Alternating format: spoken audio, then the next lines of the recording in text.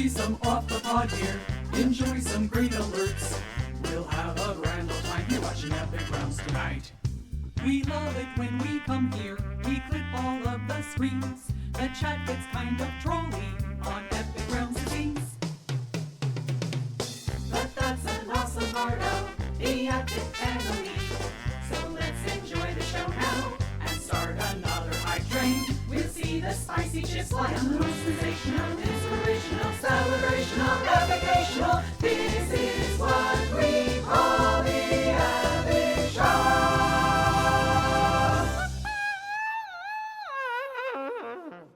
For over 30 years, GLSEN has been the leading national organization working to create safe, supportive, and LGBTQ+ inclusive K-12 schools and learning environments for all students. Our national network of educators, students, and over 40 local GLSEN chapters work to ensure that LGBTQ+ students are able to learn and grow in a school environment free from bullying and harassment, and that all students have the opportunity to fulfill their potential regardless of sexual orientation, gender identity, or expression.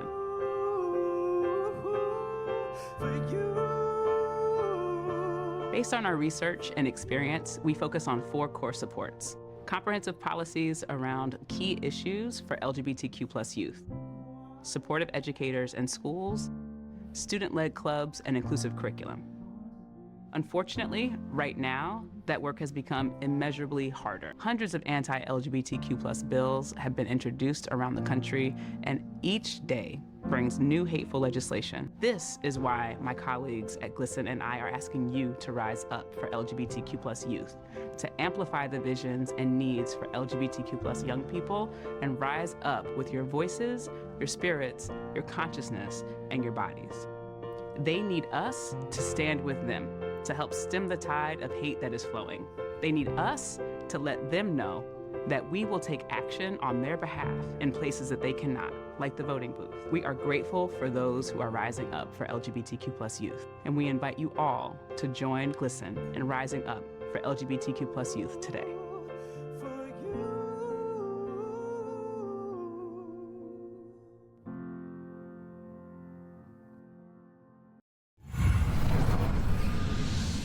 Hello, friends and enemies, heroes and villains. Welcome to Epic Realms Presents Off the Pod. It's not a podcast, sort of podcast, kind of podcast, sort of podcast show.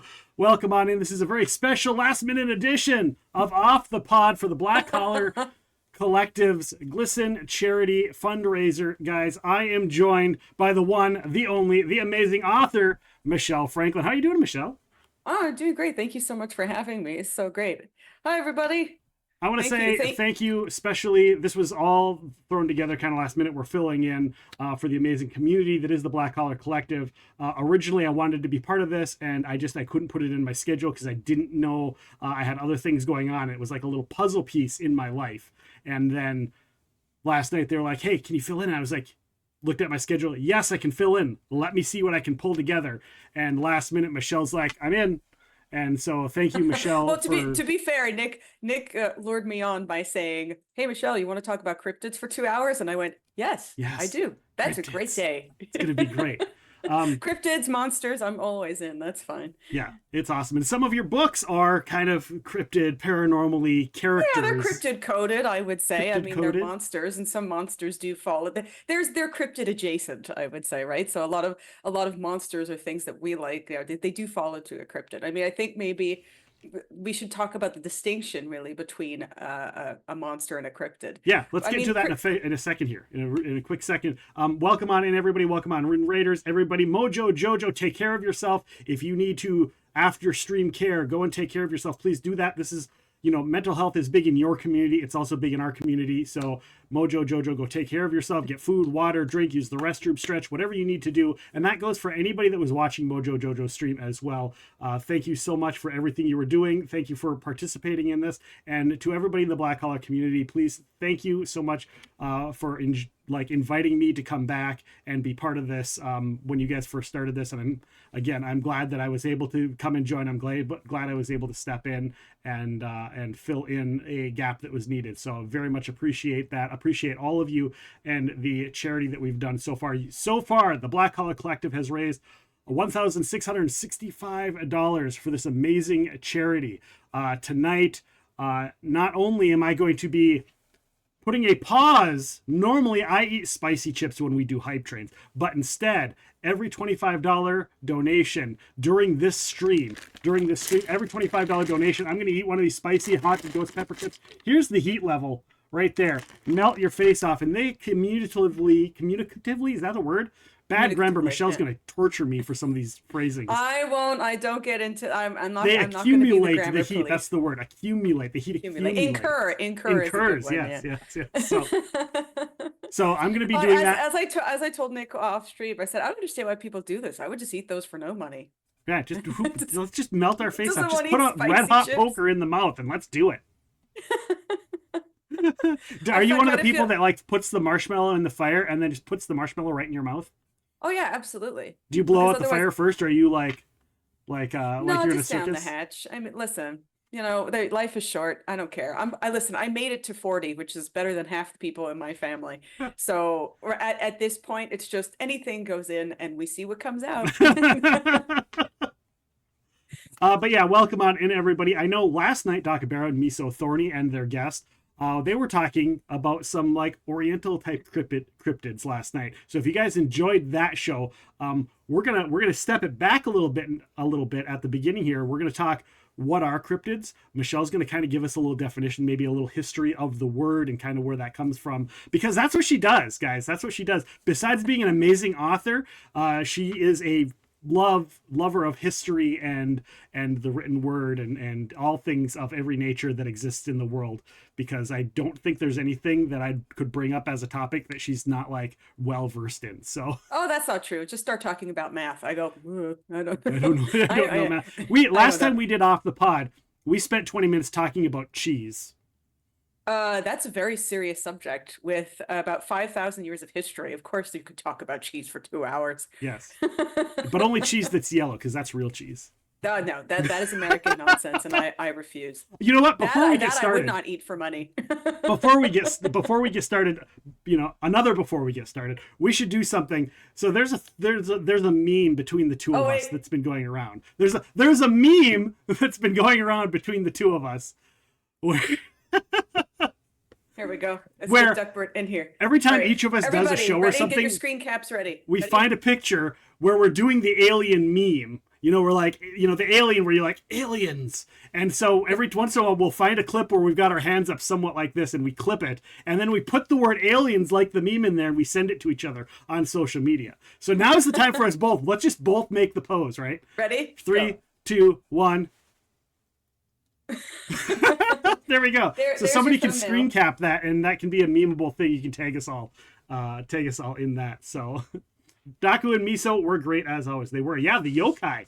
Talking about the yokai, the kitsune. Well, as we said, like yokai, is it really the same thing as a cryptid? Because it's a little bit different. There's a nuance, because yokai in Japanese folklore, I mean, there are varied yokai all over the place. My favorite is like the karakasa, the umbrella with the one eye. I love that one.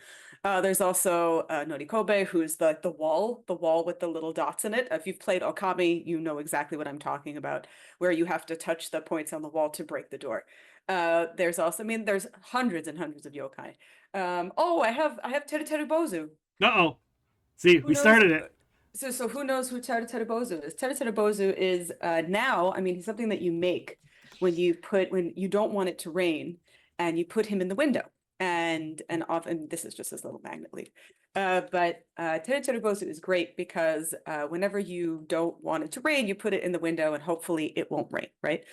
So the story that's associated with Teru Bozu is that he was once a monk and he lost his head. That's it. And so you have to reattach his head. And people will ask, and you will say, Nick, you will ask me, what does that have to do with rain? You will say, what does that have to do with rain? Amazing question. I'm so glad you asked. So when people start doing this for rain, they go, what does a monk losing his head have to do with rain? And so people tried to link it to like the temple that he was part of or something. But really, Teru Bozu comes from an early Chinese rain god. And so too, a lot of yokai were adopted either elsewhere. Obviously some of them come up by themselves, like Shirime. Shirime, it literally means ass eye or butt eye. And he's the one who bends over and he like opens his bum hole up and it's just an eyeball in there. It's classic. If anybody's ever read Gegege no Kitaro, which is a very classic manga, all of the yokai are in there. Wow. And obviously there's a very big tradition of yokai in Japan, where they have the procession of yokai, and even in parts of Kyoto they still have it. People dress up like different yokai, and they process through the streets once a year.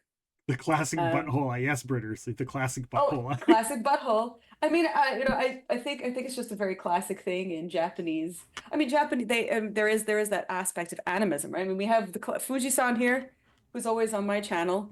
But Fuji-san has two stories associated with them. One of them, him being a jealous mountain god, and another one of there's another story where he's a female spirit. So, yokai. Fuji-san, you're a female spirit? What? You know how me do, Nick. Me don't discriminate. Okay, fair enough. All booby, good booby. Awesome. So the question is, we're going to start off our first 20-minute segment. What are cryptids? You want to tell us what are cryptids? Where does the word come from? Why do we have this terminology, and why are they so prevalent? Let's do as the kids say, and let's unpack the situation. Let's unpack this. Or if you're British, unpick. So here's the thing: when it comes to the word cryptid, we have to go back and we have to think of the word crypt, right? We talked about this on my channel recently because a certain apocryphal professor, who shall remain nameless for the sake of this channel, likes to say things that he has no idea what they mean or what he's talking about. And he recently said that the word apocrypha means wrong. And that is wrong. Apocrypha does not mean wrong. Apocrypha comes from the word crypt, and obviously it just means hidden. That's it. That's all it means. It's Greek word, means hidden, and so apocrypha meaning something that is away, and crypt or crypta meaning hidden. That's it. So think of the word crypt. Think of so the a hidden word cryptic. Crypt is apocrypha. Well, it's something that is hidden is an apocrypha. Apo meaning apo, the Greek prefix meaning away. Okay. And kryphos, that's the Greek word, meaning hidden or obscure. And this word is late 14th century, but I mean, it lends itself to the word crypt, cryptid, and anything that has to do with that word just means hidden. That's all it means. So I mean, cryptic is 1630s, right? So it's still early modern period, so it's not terribly old. But originally this word got associated with biblical texts that may or may not have been included. There was a lot of so the apocrypha just means like the books that were hidden, but they weren't really hidden. People just didn't know about them until X amount of years later. But now this word obviously welcome is in, Cyber Yarrow. What's that? I said welcome into Cyber Yarrow. Hello. But now we have this word cryptid, right, which refers to specifically a creature that usually stays hidden. Right. And that's it. Right. So a lot of these cryptids are things like urban legends, which is very interesting because I mean the phrase urban legend originally had to do with only New York City, and it was things that happened in New York and didn't have to do anything with monsters or creatures or anything of that kind. And then slowly, as time went on, people say, oh, an urban legend like Mothman, or an urban legend like Slender Man, or something like that. And so urban legend is now associated with cryptids. And so cryptids can really include anything. It can include things like Mothman. It can include ancient monsters like Yetis, Bigfoot, anything really. So did cryptozoology come afterwards or come before cryptid? That's a great question. Well, cryptozoology is the study of cryptids. So I think really they came around. The word cryptid came around the same time. I think cryptozoology probably, or cryptology. Cryptology probably became first, and then cryptozoology to discuss the animals or creatures that were being invented. Some of them really, I mean, some of I think really this whole idea of cryptids comes out of things like local legends or local folklore or fairy tales. If you think of something like the fairies, right? I mean, fairies have been with us since ages old, right? And so fairies were originally from gods, etc. And so we have this whole evolution, I would say, of gods, spirits, fairies, creatures, monsters, that kind of thing. I mean, and they're in every culture has something. There's always something around. But when it comes to cryptids specifically, I think everybody's got their own local folklore or legend, because I mean there are some cryptids that, if you take like let's say Bigfoot, right? Bigfoot is in the States, Sasquatch really in Canada, and there's a Bigfoot or there's a monster like that in many different societies Yeti, and cultures. skunk ape. Yeah, exactly. Yeah, there's tons of them. So what's your favorite one, Nick? Out of all the like the Bigfoot types? Or all your cryptid? Oh, of all my cryptids, you know, I talked about this. Something that's terrifying. It's a more recent phenomenon, and it kind of started, like it started from a story that somebody had a handful of years ago, and I talked about this on the Thick and Spooky Ghouls when I was a guest. There was the black-eyed kid. Thick and spooky. The Thick and Spooky Ghouls. Yeah, Doc Abera and Miso Thorny, they do a paranormal podcast, and they talked about things, and I was a guest on there, and I was like, we did a whole episode on creepy kids, and so I talked about the black-eyed kids, and I've always been fascinated by them.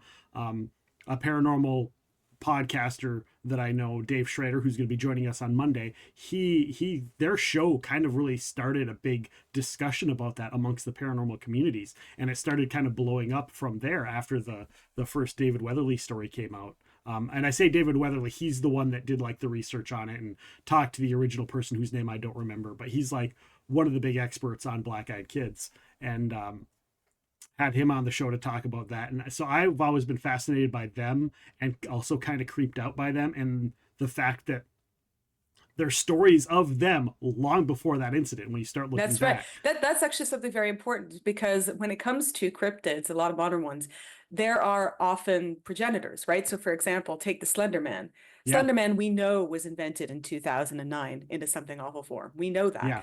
And yet suddenly it just grows and people believe it. But before then, the artist who created Slender Man said that he was inspired by Mothman. Okay. Right? And so, if you didn't know that. Music. Thank you for the gifted sub to Doc Abera. Thank you for that. You guys, don't forget to go ahead and, if you can, !charity to donate to the charity that we are funding. Every $25, I'm going to eat a spicy chip. Also, at the end of the stream, we're going to find out who the biggest donator was during the stream, and they're going to get a gift prize that I am going to send out to them. It will be one of Michelle Franklin's books you'll get. So donate, and you could get one of Michelle Franklin's books. So go and check that out. Thank you, Wino, for getting that up there. So you can go ahead and click that Tiltify link and get on in there and donate. I've got all the donations up in front of me. So feel free to do that, and we'll keep track. And like I said, every $25, I'm going to have a spicy chip. So there we go. You know what I love about the Slender Man is a theory that I've always had. Do you know what a tulpa is? A tulpa? No. So a tulpa is kind of like a thought form where, like, a lot of people will think of something, and because of the mass thought process thinking of something, it's you know, it kind of manifests this being. Oh yes, okay, yes. So this is the Buddhist idea. Okay, I thought you were talking about a monster. Yes, so the Buddhist idea that everybody thinks of a thing and therefore it is. Yes. Yeah, and so my thought was always like, well, maybe the Slender Man is after that story came out. Maybe That's it very became a interesting. tulpa, and so people started thinking about it, so it started coming up. The other one is a lot of people believe that the things like the Slender Man, the black-eyed kid, stuff like that, are actually jinn. And that the jinn are taking all of these different things. You know, they take whatever the current pop culture trend of being scared is, scaring people, or, you know, and they feed off of that, like that fear, those emotions. So a lot of people think maybe it's the jinn. You know, there was a time here in the States where there were just these random creepy clowns that would just pop out of nowhere and disappear without a trace. That was awesome. And they're like, what the hell is going on? And so they're wondering, people think, well, maybe that's the same thing. Maybe it's a jinn. So those are two things. Well, things, especially if you look at the Slender Man phenomenon, things spread rapidly over the internet nowadays. Right. I mean, the way that things like Mothman started, Mothman was, I think, 1966. Thank you. Bid you farewell for the donation of $25. That's a spicy chip. Let's do that right now. Some of these are a little bit smaller than full chip. I don't have any snacks. I didn't think we would be eating snacks. You don't need. You don't. I'm not. You're here. That your presence is enough. Your presence is spicy enough. How many Scovilles am I? I figured Fuji-san would at least appreciate that. No, Listen, I think I'm a little bit too old for the spicy chip. I'm too tall for the mustache rides. That's how it goes these You can't say that. days. We're the same age. We've already discussed this. Fair enough. So as to, yeah, what you were saying before about Mothman, I think Mothman started in 1966. Oh, you baby, stop it. Have some milk, you child. We've already discussed. I'm upper Midwestern. Come on now. That Scandinavian blood is burning my face off. Listen, you can't say anything, Mr. Lutefisk. I don't want to hear about it. Okay, you talk about spicy. Let's talk about stinky. Let's try. You I try that don't on eat camera lutefisk. instead. I don't want to eat something that's rotten but soaked in acid. Let's think about. I'll eat spicy, not rotten food soaked in poison. That's good for you, though. It's good for your Oh, stomach. sure. Good for your biome.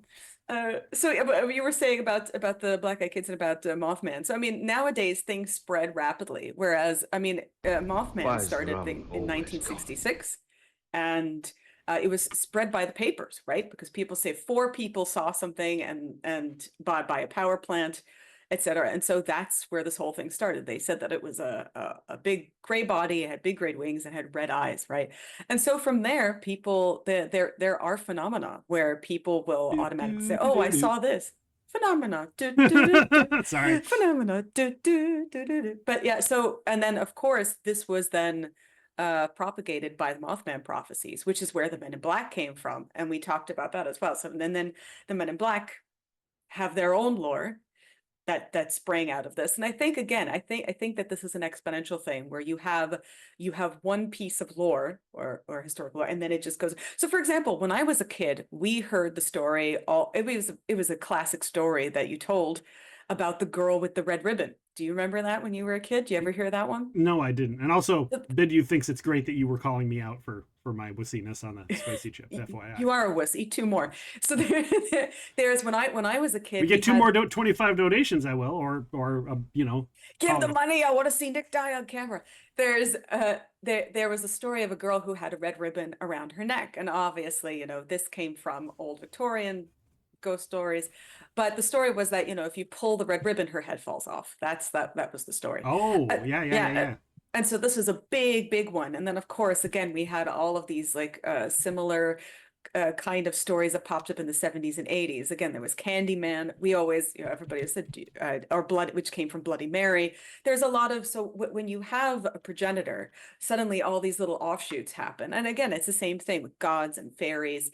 You have all these little local stories or local folklore that gets adopted with the big story. And it spreads. Somebody says, I heard that story. Wasn't that an Edgar Allan Poe? Well, they say a Poe story. I'm assuming Edgar Allan Poe. And Kay Sorrell says, I remember the Red Ribbon story. Yeah, when I was a kid, that was our lore. That was our folklore, was the Red Ribbon story. And there are many different stories like this. To take something like Sleepy Hollow, right? I mean, everybody now knows about Ichabod Crane and about the Headless Horseman, but the Headless Horseman, even though Thank you, Bidyu, for answering Michelle's call of making me eat two more. Another $50. You have to do it both at once, though. Okay. That's probably better, actually. That's probably better, because then they don't have to. I don't have to worry about that stacking heat. One time we used to have a challenge before COVID. We had a challenge at one of our local in the before times. Okay, that's one chip. These are broken, so I'm doing like multiple little pieces because they're. All right, let's see how many pieces. Let's see. Hold it up. Okay, that's good. That's good. Is this two? I think that's two. I think that's the equivalent. I think that I agree. That's a good two. Oh. Don't touch your eyes. Oh my goodness, don't touch your eyes. I made that mistake. So when we at our local pub we had ghost pepper wings, and I love spicy food, but I don't like food that's just plain because I want to taste the spice. Right? Have you had these chips? What are those? What are they? Are they a Doritos thing? Oh, those are probably illegal in Canada. But I mean, we have other things that are really spicy. Like we have like the bulldog chips and things like that. Don't touch your eyes. And so we had, if you ate 6, you got like a little prize, but if you ate 12, you got a t-shirt. And so my friend John and I went. I ended up eating 6, and he ended up eating 12. And I cleaned my hands after it was over, but maybe not enough, Yeah. because I was tearing up. My eyes were burning, and I was tearing up, and I had washed my hands very well. And I just put my finger here, and immediately within 2 seconds, I felt like a Burn. needle was stabbing me through the pupil, and I went, oh. Last night we cooked some food, and I put the timer on pause just to tell the story. We cooked food, and it had jalapenos in it, right? And I chopped them up, and I did all the thing, and I separated, but I set a little dish aside so that I could add a little bit more because, again, my wife is way more Scandinavian than I am. I'm only like 50%. She's like 100%. So I could add more. So I did that, and then I washed my hands. I was like, I got to make sure to wash my hands because I was cutting these off. So I washed my hands, and I was good to go. And then we were making the food, and I was like, okay, I'm going to add some to my food while we're eating. So I added, I ate about a quarter of it, then I added some more. So I put my hand in the thing, went like that. Didn't think anything of it. Completely forgot that and then afterwards, like, well, I washed my hands, so I'm good. Forgetting that I grabbed the handful. And then I did one of these to my eye because it was itchy. And I literally smeared it all over and then all of a sudden I'm like, why is my eye burning? Oh no. Oh no. That's when you have to hold your eye open and stand over like a chemical. Yeah, I washed my chemical hands while it was ablution. burning. I was doing this, washing my hands. And then I turned rinsed off my hands, washed my hands again, rinsed off my hands. Then I was like water on my eye with my eye water, closed. Because yeah, you don't you want have it, to. I don't want it in my eye because it was just my eyelid at that point. Yeah, F's in chat for Nick's eye. In chat, no touchy. So yeah, I totally forgot about that. And then I did that. And so then I went back and I had laid down. And then I went like this to my other eye. And apparently I had gotten a little bit on that knuckle too. And I didn't know. So it was nowhere near as bad. But yeah, so that was last night. That was last night's ordeal. That's balls. It happens. Yeah, that's why you have to be so careful. So who do you think came up with that term, the term cryptid? Do you know whereabouts the term came and like who was the That first one to exact kind of term coin is it? modern, and cryptid, I actually am not sure. My best guess. Oh, somebody wants you to eat more stuff. Thank you, Saral, for the $10 donation. Another 15 from anybody. We'll do another spicy chip. My best guess, because I mean, like I said, the word itself, like apocrypha or krypha, is very, very old. It's ancient Greek, but It's also a board game. Krypha or Apocrypha. Sorry. Which one is it? It's there's two games. Looking There's it two up. games, but one of them I actually use their mat as my mouse pad. Oh, I didn't know that there was. Oh, look at Yeah, that. our It very is. first guest on the show from Lone Shark Games. That's right. I'm looking at it right now. There was a Kickstarter. Made the game, yeah. And I think Keith Baker was a part of the some of the stuff on there and stuff like that. So yeah. Okay, I have an answer for you with regard to the cryptozoology. So, Yes. But the word cryptid seems like it came out of as we said before, because I said cryptology came first, and then we had cryptozoology, and the term cryptid was coined in 1983 by cryptozoologist J.E. Wall. Okay. So that's your answer. So he was a cryptozoologist, and then he coined the term cryptid. So Yes. cryptozoology. And as I said, I figured it was somewhere in the 70s, because that's where a lot of our modern cryptid lore comes from, is from the 60s and 70s. Yeah. So like we said, things like Mothman, Men in Black, that kind of thing. Are there any cryptids that are out there that you think are real and exist? That we don't know exist, or that are still considered cryptids? There's no real proof, but you think, yeah, they're out there. They're real. Like, do you think that the Bigfoot is an actual thing? Do you think that the it's Yeti interesting.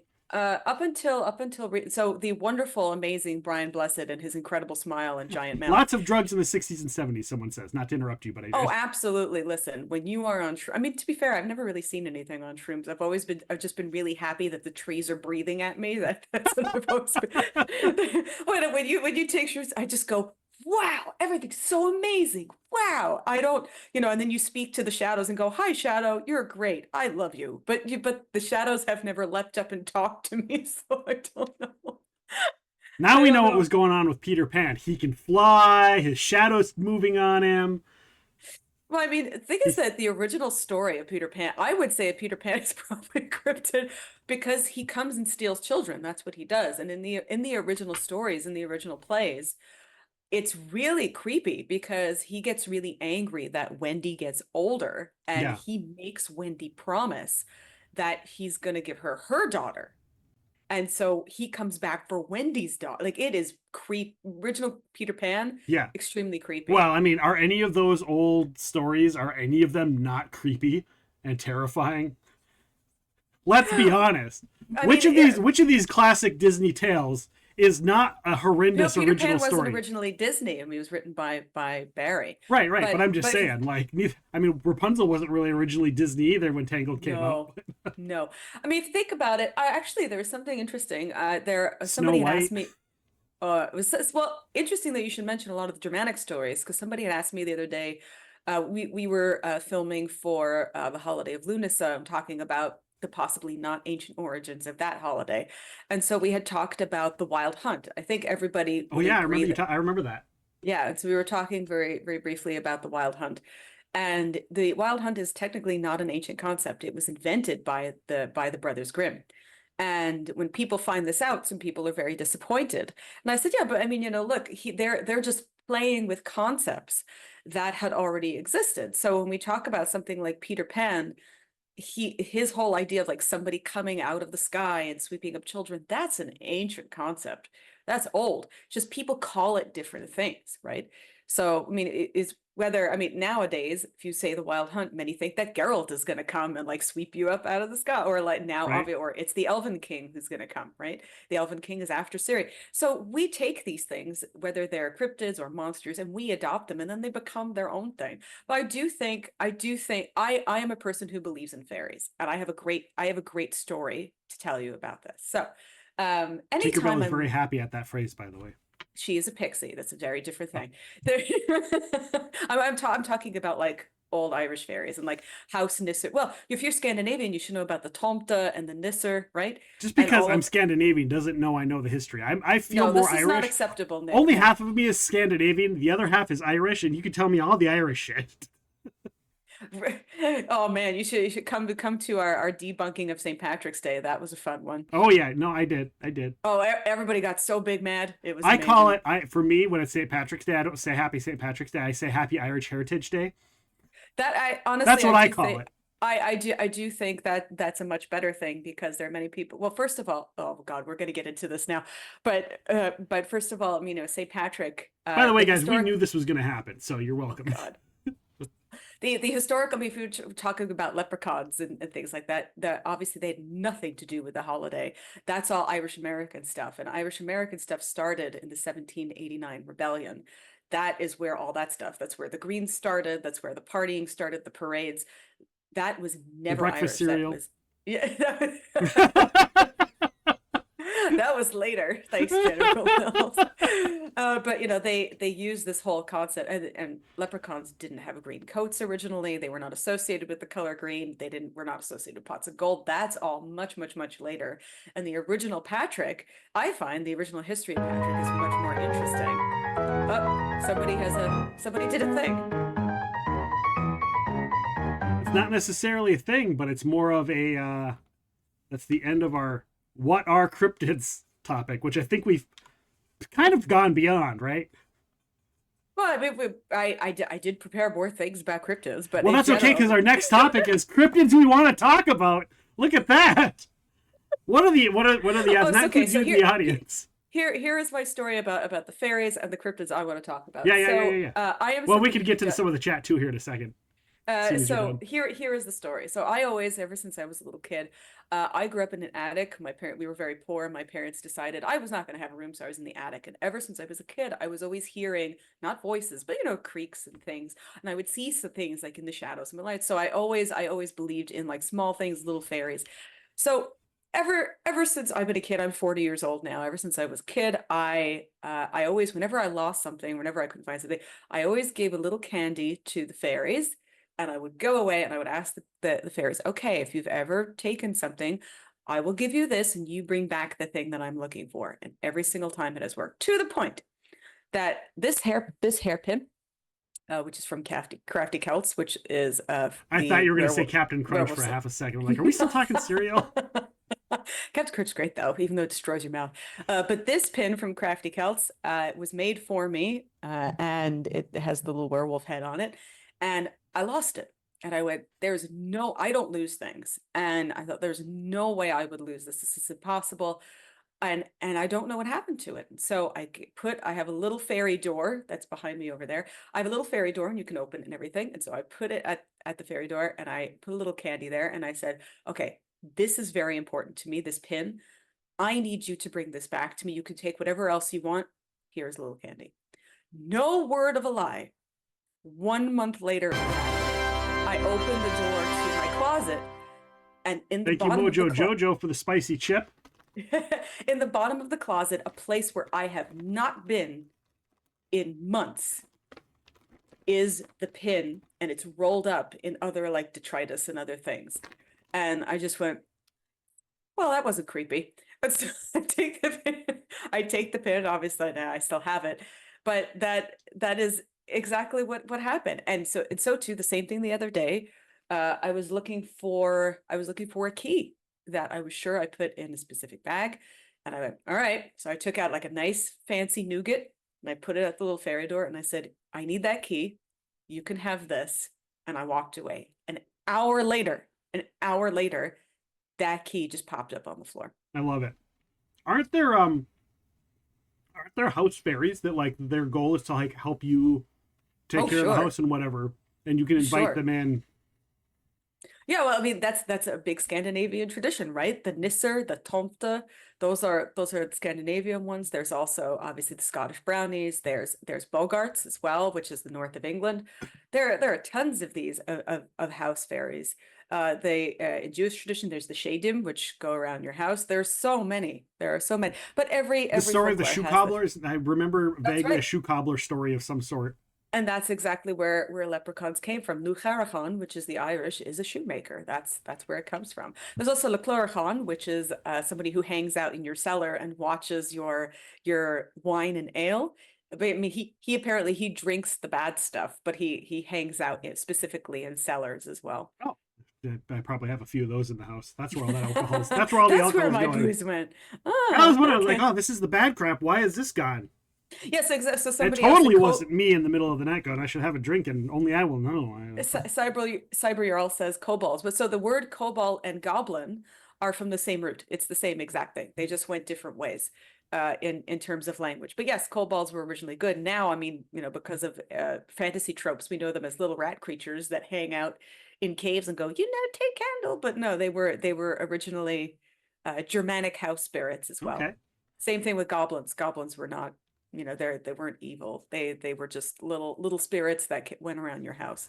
So Redneck Jedi said there seems to be a theme going on here, and there is a theme. So this topic today, I've been planning to do this with Michelle for a while. Like we even discussed, they did an alien, like ancient aliens story, on YouTube.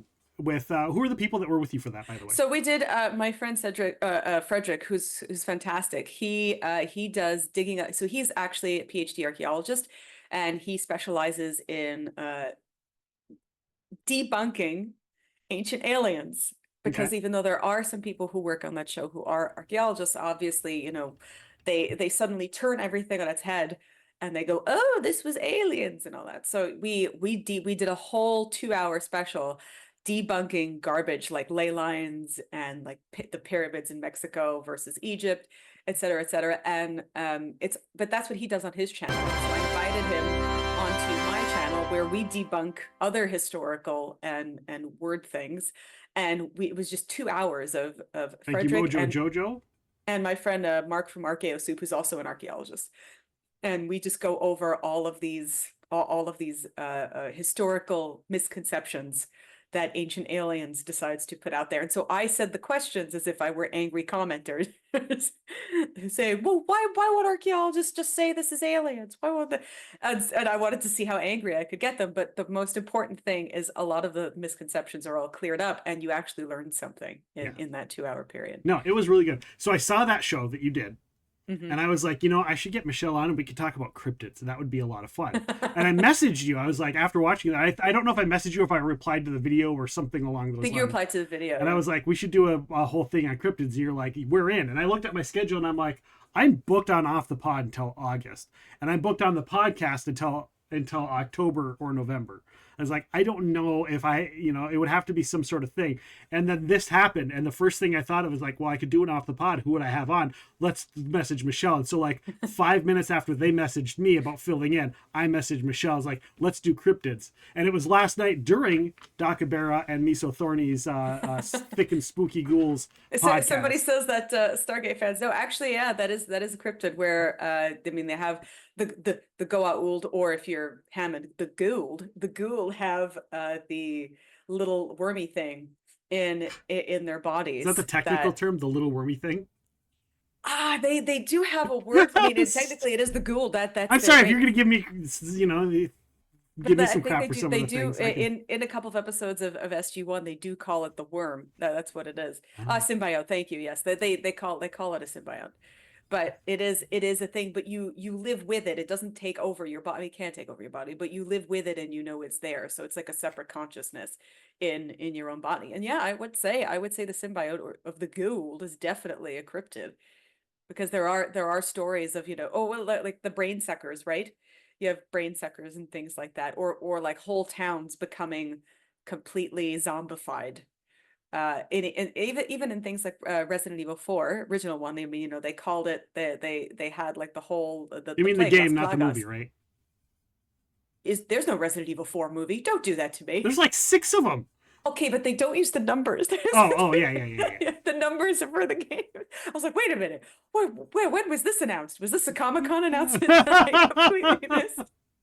No.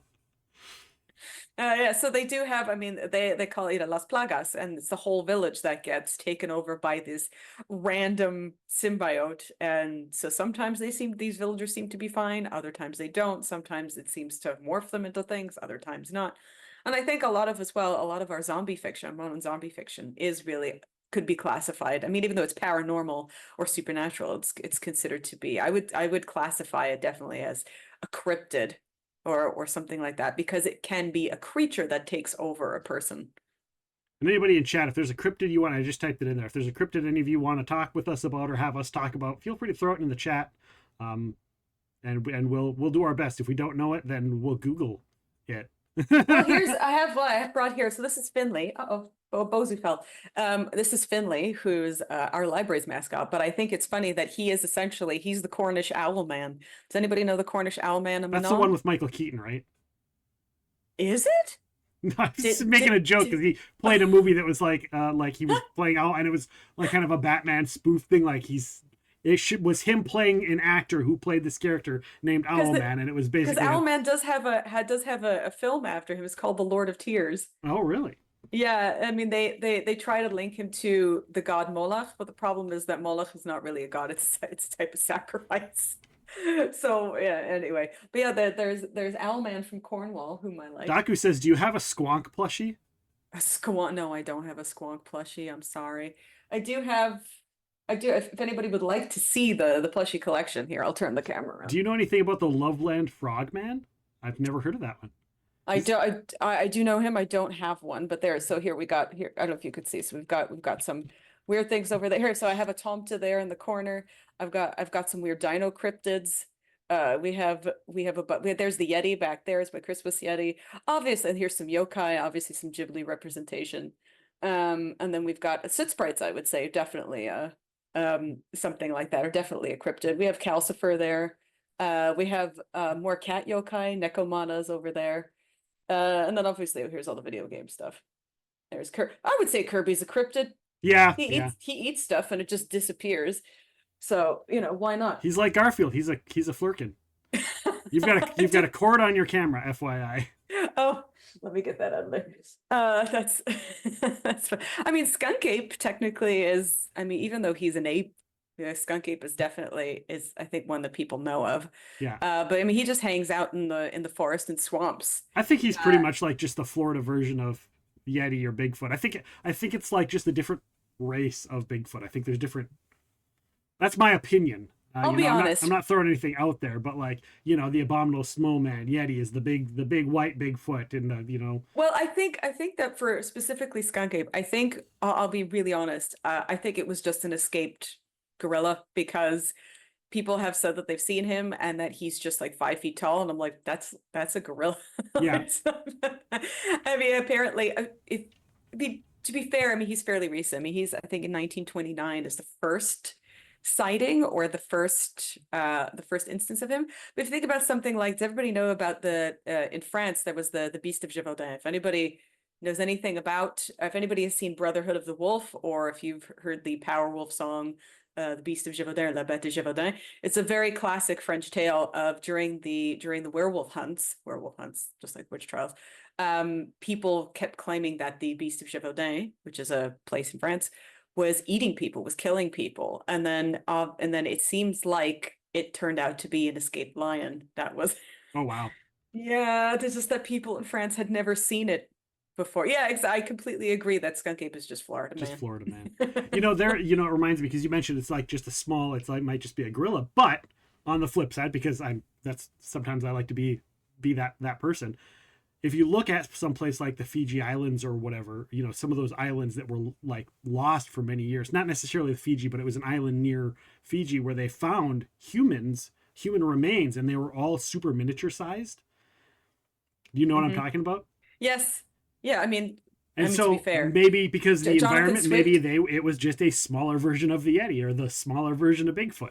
Just like Yeti is supposed to be a white-haired version of Bigfoot. So I mean, well, it might have been an ape, but we don't know. We don't have proof. He wasn't always white. I mean, the Yeti can be. Well, I mean, there are like glacier beings and things like that that are very, very old, and the Yeti was adopted into Buddhism. Where he's considered to be like a very specific non-human animal kind of thing. Yeah. But so we were talking about Brian Blessed. So he claims that he saw the Yeti. Okay. And there's a whole history of this in the eastern parts of the world, where there was like this whole idea of the Alumas, who were like a people who had branched off from humans. So there was some kind of ancestor that possibly branched out. We know of other things like the Hobbit people, we know of the Denisovans, but there were some people who really, really believed that the Alumas were like a mountain people who were still alive. And there are stories of people getting lost in like the Himalayas and the Alumas saving them or helping them. Yeah. And then they go on their merry way. Problem is that a lot of these, people say, oh, we have footprints. A lot of these stories are purported by Western people, and in a time where there was like no cameras. So there's a lot of like pre-19th century, 19th century stuff. But I mean, since 20th century, there are a lot of people who claim to see Yetis, strange tracks, that kind of thing. Right. But mostly specifically in glaciers. And so, but my favorite though is in like 1944, there's a big picture of a Yeti print. Yeah. Where it really looks very obviously like somebody like stamped it out. Yeah. Well, now they just make a fake 3D printed foot, and then they put it on their shoes, and they just. It's funny. People who had their wonderful pictures of people who were like they were in charge of speakeasies in the 1920s, and they had the shoes that had the horse prints on them. Yeah. And so this way, when they would walk, it would look like horse feet. Oh. Yeah. But there are a lot of people who claim to have Yeti prints, and yet all the Yeti prints look different. So right. there's like one in the 1950s that it's a big thing with three toes. Then there's another one that's it just looks like a big person's foot. Then there's one that just looks like a barefoot, etc. So, everybody claims they have the Yeti foot. I think there was some part where the Yeti, that somebody claimed to have a Yeti scalp from the snowman expedition. Yeah. Did they test? I don't know. Did they DNA test that? It was like some sort of wolf pelt. Is that what it was? Okay, because I don't know. I didn't know the results of that one, but there was like the Silver Hunt expedition, where that one came back as a black bear, just a black bear that had died. The beast was also brought up in the Teen Wolf show that was going back a few years. Interesting. Oh, for the Beast of Gévaudan, yeah, probably. Yeah. They love to do that one. I mean, it was there was a huge debate for a while whether or not it was actually a creature or it was just a person killing people, and they were blaming it on the wolf. I mean, there was a point where the killing stopped after they had killed what they said to be was a strange beast. It was a lion. And then suddenly there were a few more murders. And then there was, and then they ended up killing somebody who might have been doing part of the killings. Okay. So interesting. Again, I mean, I would argue, I mean, there are lots of people. We talked the other day on my channel about the concept of a bogeyman, and boogie or bogey or even bogart is just something that means that it's something that scared people, and it could be anything. So oftentimes, so for example, the whole idea of like Satan, as a personification, Satan's a cryptid. Why not? He's always around, right? Yeah. So Satan, the whole idea of Satan as a bogeyman. Whenever they talk about witch trials, or again, werewolves being a bogeyman in the 1700s, that whole concept of something being, and then they use it to scare people or to scare kids. I mean, again, when I was a kid, we had our own bogeyman. The thing under the bed is a classic. Yeah. Right. Or closet monsters. Or in the closet. Absolutely. Yeah. 110%. For sure. Yeah, so those are also cryptids, things that I mean, and you see them now, you see in comics now, you see the people like making friends with like the hand that comes out under the bed. Even in one of my books, we have Thing Under the Bed, who is a good character, one of my characters meets when he's 5 years old, and he ends up being best friends with it. Monsters Inc. Monsters Inc. That's right, absolutely, 110%. Monsters. Sabrio just said Monsters Inc. Yeah, absolutely. He'll get that stream delay. He'll see it right afterwards. Also, the Native American legend, the Wendigo, is similar to the werewolf story, where the person would be possessed and then start eating other people. Or there's another one is that you become a Wendigo by eating people. But there's so many different stories with the Wendigo that is kind of creepy. Yeah, and there are many different types of Wendigo too. The native one, I think, is probably the one that people know best, that representation. But I mean, there's even in Wales, there's the Madiloid, which has very similar features, but they do different things. Madiloid comes around at Christmas and claims, let me in. And you go, no, you're not coming in. And the person goes, okay, I'll give you a drink if you go away. And so you give the Madiloid a drink and they go away. But I mean, it's a whole, they've turned it into a whole ceremony, I would say, some kind of like a Christmas ceremony. And it's great. And people love it. I think people, there are some times where cryptids are obviously become personifications of bad, like what happened with the thank you, Yellow, for the follow, much appreciated. Yay. There are some times where cryptids become bad personifications, like what happened with the Slender Man. We know the Slender Man was invented in 2009, right? But then there was that whole thing where those two girls wanted to become like agents of the Slender Man, and they ended up stabbing their friend. Friend survived, but they ended up stabbing their friend in a sacrifice just to become like that. I mean, listen, if somebody told me that I could become like agent of the werewolves if I just stab somebody, look, I've got 2 legs, I'll stab one. Like, oh, I sacrificed myself. Ooh, yeah. Suddenly if it would bring about a werewolf, like a 7-foot werewolf showing up, like, I was so happy. I wouldn't care. Thank you, Ann Venture, for the follow, much appreciated. Again, guys, people that are in here, this is all for charity. We're doing this for charity, for GLSEN. So if you want to donate to the charity, please, please, please, please, please do so. We are at $1,776 so far for the charity. We've got a whole raid train to go. Lots of other streamers, lots of other people doing amazing content. So if you can donate, please, please, please do so. Please donate, because this is for the education of children, and I'm tired of stupid people. Yeah. Please, if you can, please put forth. Help them. It helps give them a safe place. It helps them feel safe, be understood, be seen, and feel validated. And that's, kids need that. Kids need to be validated. Kids need to feel seen, feel heard, and not just told what they need, not be told how to feel, not be told all of that things. They need to just, be cared about, be loved, be taken care of, and have safe spaces. So definitely help out with the charity. Donate if you can. If you can't, please spread the word, share it to other people, spread the hype train, spread the raid train, spread the word for everything that we're doing. So it is very much appreciated.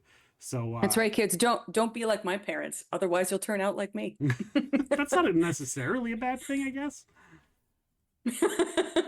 I'm like, I mean, if I had kids, would I like them to turn out like you? I'm like, yeah, that would be awesome. Then I wouldn't be worried.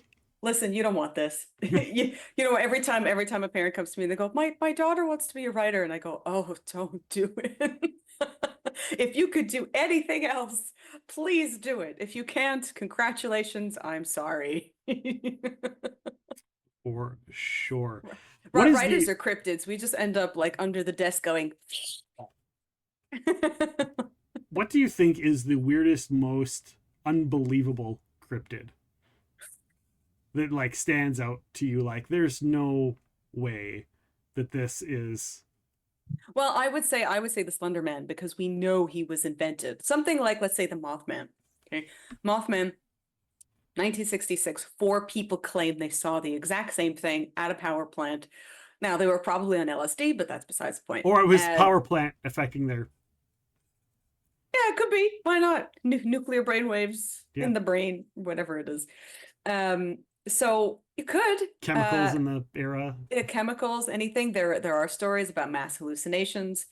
One of my favorite actually is the Green Children of Woolpit. Have you ever heard this story? I have. Yeah. We've talked about the Green Children of Woolpit on a couple other shows. Well, I haven't, but I've heard of them with a couple other shows. Yeah. I love this. So this story was 2 kids. For those who don't know, this 2 kids that showed up, and people thought they were fairies. Problem is that this story is told by all third-hand accounts. Yeah. And so apparently there were these 2 kids that came, and they went through. They said they went through a tunnel, and they ended up where they were in Woolpit. And their skin was all like green they only ate certain foods. Well, there's a lot of interpretations of this story. Many people think that the story didn't exist and that it was invented.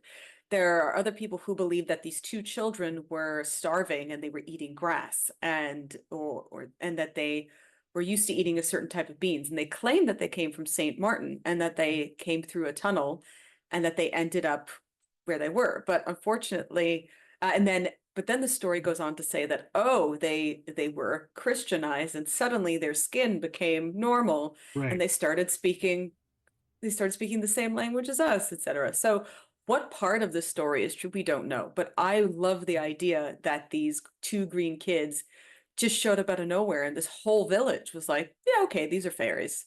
We have to make them human. But they just believed it, like, okay. Yeah. Yeah. Doesn't matter. I love that. There's also like a lot of medieval cryptids, like the Woodwoes. That's a classic one. Woodwoes is essentially the like the medieval hairy man who would he was friendly. Yeah, he was friendly, and there was a whole nation of people. I mean, there's a whole my favorite cryptids are everything that came out in the Middle Ages, like the people who like the sciapods, the ones who have the 1 foot over their heads that they use as an umbrella.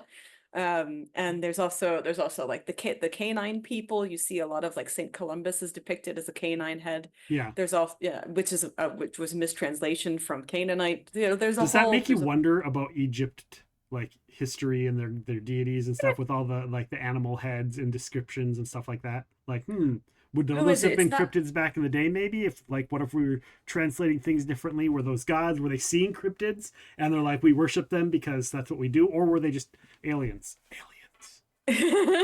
My favorite one, because the thing is that not all Egyptian gods and spirits had animal heads. My favorite one is what's his name? Oh gosh, he's just a little ghost with eyeballs. And Google is our friend. Oh, here it is. It's Medjed. Medjed. So if you look up Medjed, he's he's my favorite because he's just eyeballs, a sheet, and feet.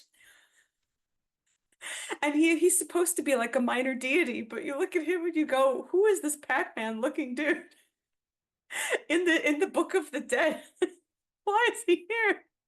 And it's just the dumbest thing ever, and I love him so much, Medjed. And he got adopted. Because he's so dumb, he got adopted into like Japanese folklore. They love him as like a kind of he's sort of a yokai now. Totally a Pac-Man ghost. Yes, I agree. It really is. It absolutely is. When you look up Medjed, you go, where the heck did they come up with this? Inky, so not Blinky, everything. And... Oh, it's I don't yeah, it's Pinky, Blinky. Inky, Blinky, Pinky, and the brain, I guess. And Mo. And Mo. But yeah, Medjed is amazing. I love Medjed. But a lot of they're not always animals, but you know, everybody knows Anubis and Anukis and Thoth and all that kind of thing. But Yeah. Medjed is That's classic. right. I love Clyde was the Medjed. last Pac-Man. Clyde, Clyde thank was the you. last one. Thank That's you. right. Yeah. In English anyway. I'm actually not sure what the original Pac-Man ghosts were in Japanese. But Right. I mean this kind of creature or cryptid has shown up everywhere. I mean, if you think about it, think about something like Godzilla, right? I mean, Godzilla obviously is a kaiju and is huge. Yeah. But there are other types. There's yokai, there's dobutsu. There are all kinds of things in Japanese folklore that are not just this. It's the same thing with Egypt. You know, we think of the animal ones. But I think in general that had to do with their religion and they're them trying to make up personifications for things. Yeah. And you can see that in all their art. They're trying to make up personifications for the sun, for the moon. The airplanes, the light bulb. Oh, I love what's the one? I think it's ancient Mesopotamia where the dude is like this, and I think it's supposed to be the sun radiating out of his hand. But you know, all the crazy people go, why was there Wi-Fi in ancient Mesopotamia? And you just see yeah, that's right. Yeah, kami are another classification of gods in Japanese folklore. Yeah, absolutely. Yeah, for sure. We got about 17 seconds left to talk about cryptids that we want to talk about, and then we're going to go into our potluck. It's just going to be the same. It's just going to be the same thing. It's, you know, we might split off of cryptids. You know, we could. We could go into other monsters too. That's fun. See, there's the trigger right there. You need a video of you actually playing the piano that just like comes in and flies. Right. I didn't play that. I don't even know where I got that sound. I have a subscription to a musician known as Alexander Nakarada, and he's got free source music that I use for the podcast and everything like that. And as long as you subscribe, you get free use to all of his music, his entire library. You can edit it, you can clip it, you can modify it, whatever the heck you want. So yeah, I use him for a lot of stuff. So I'm wondering if that's a small little piano ditty that he did. I don't remember. Excuse me, real quick while I cough. No, Nick, we said coughing was abolished in COVID. It's over. It's the BC. That's the before times. Now you don't cough, you just die. That's what happens. You just expire instead of coughing. I mean, maybe I'm already dead. That makes sense. I mean, to be fair, we're all dead inside at this point. Welcome on in, Jax. Good evening. How are you? I would say as well, Totoro is definitely a cryptid because we talked about like, you know, things in the forest and all that. We showed the whole collection of stuff. So yeah, I would say a lot of, I think partly why people connect with Ghibli so much is that they in a lot of their films they have cryptids or creatures or things like that, and people just accept it, like, oh look, it's a cute little guy, yay, right, yay, yay, cute little guy. I want to ask you about your books before we get into the thing. So tell us a little bit about your books. Do you have any books coming up? I do actually. So I have the sequel to Mindel is coming out probably in September. Okay. So if you like medieval cryptids, I recommend giving this one a go. Mindel is a hapless Irish priest who ends up befriending werewolves, fairies, all those kinds of things, and ends up causing the Great War, and enjoys every moment of it. I also have the children's books, Monster Holidays. Yep. Here we have werewolves. Here we have dragons. Which I'm going to be giving one away to the top donator today. Whoever is the top donator at the end of this stream is going to receive one of those books. And you know what? I might just make it their choice. I'll just make it their choice. Whichever one of your holiday books that they want, I will get it and send it. I also have the Orc Who Saved Christmas, which is currently on sale. So if you want that one, pick that one. Because it's Christmas in July, so the Orc Who Saved Christmas. And the latest one, though, is the Orc Who Saved Valentine's. And we're going to be having, so the next book in that series will be out for Thanksgiving. It's the Orc Who Saved Thanksgiving. It's all about the orcs and how they celebrate. They don't give thanks. They celebrate dodgeball instead. Instead of balls, they use a head. But it's so difficult to get locally sourced severed heads these days. So now they just use a boulder that's his head on it. Oh, I love it. I love the humor in it as well as the art. So those are always freaking amazing. Yeah, all of the art. We need a Yetis don't celebrate something. Oh, we had, so we were going to do, we had Giants Don't Celebrate like the high holidays, but we might not get a chance to do that one because John, who's the illustrator for the series, is completely blocked up with work, and so am I. So maybe next year, but we definitely have, we do have unicorns for Easter, which will probably be out next year. Okay. Again, we just ran the Orc Who Saved Easter. I put it up this year on my Patreon, and next year it's going to be out and fully illustrated. And is that a different artist? Nope, it's all John. It's John Borello does all the art. The art for Mindle's series is a different artist. This is Yulia Novakova. She does all of the art for all the Fate of the Norn stuff.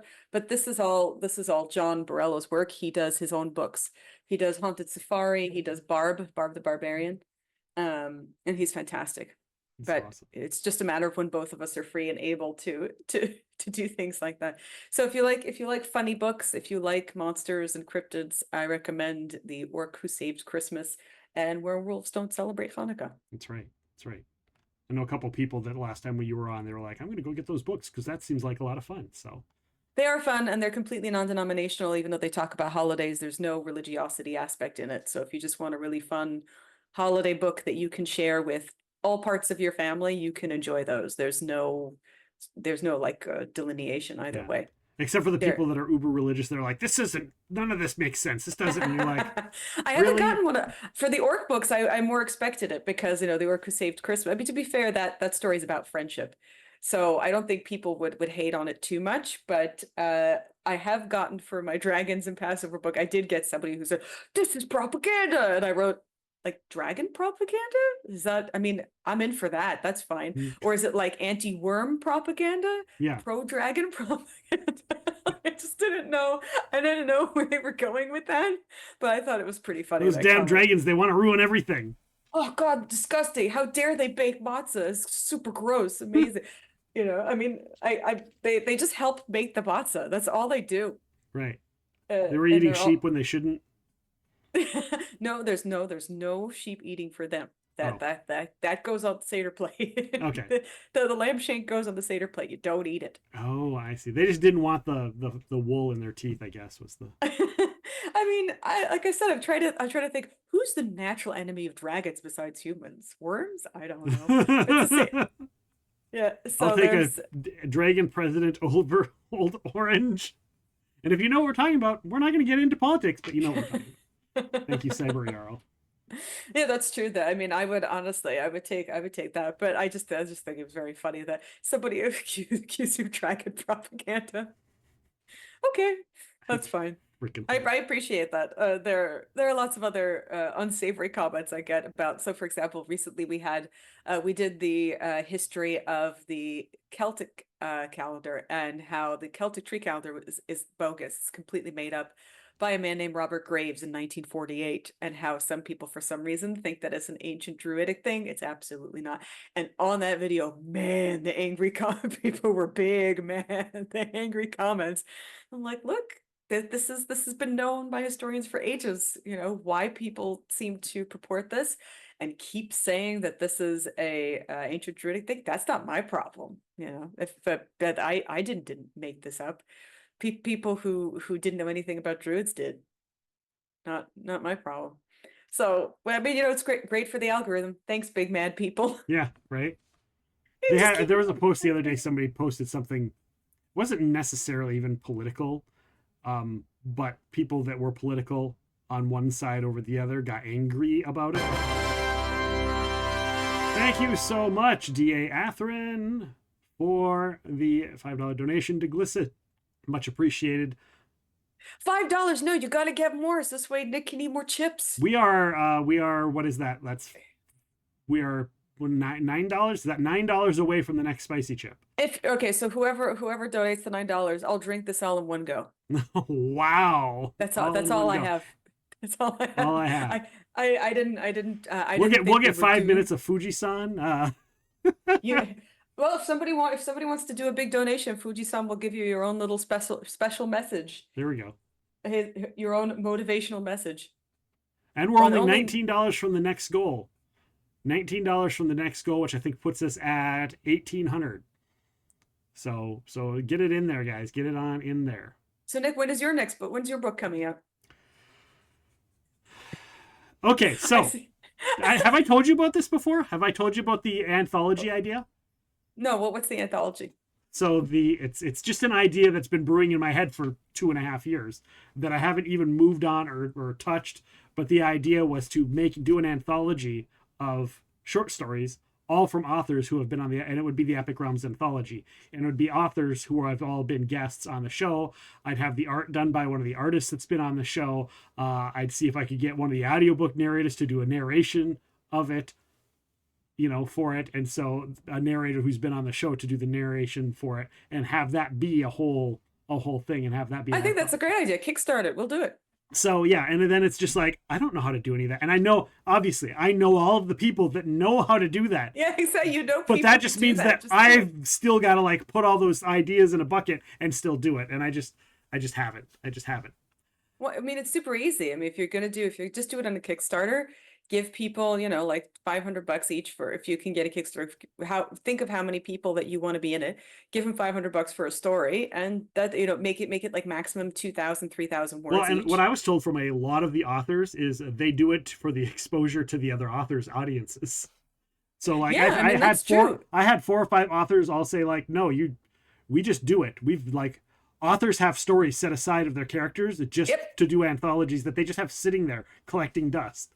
I do. Would you like one? Okay. I can give you one about Mindel and his werewolf friend meeting ogres and getting tossed into a pot. Absolutely, I can give it to you. See, so there we go. So yeah, it's just a matter of kids. If you want to see Nick make an anthology, and if you want a special story from me, give that money. Let's get the Kickstarter going.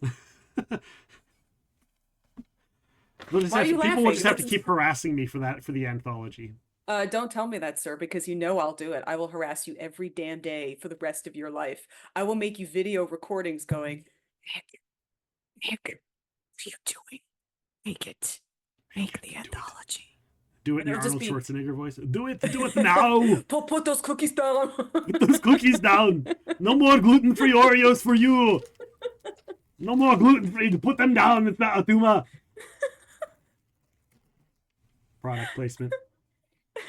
Are they sponsoring this? Are we sponsored by Oreo? We are not sponsored by Oreo. Money? Nabisco. If there is anybody that is gluten-free food that wants to sponsor this, I will totally be behind that.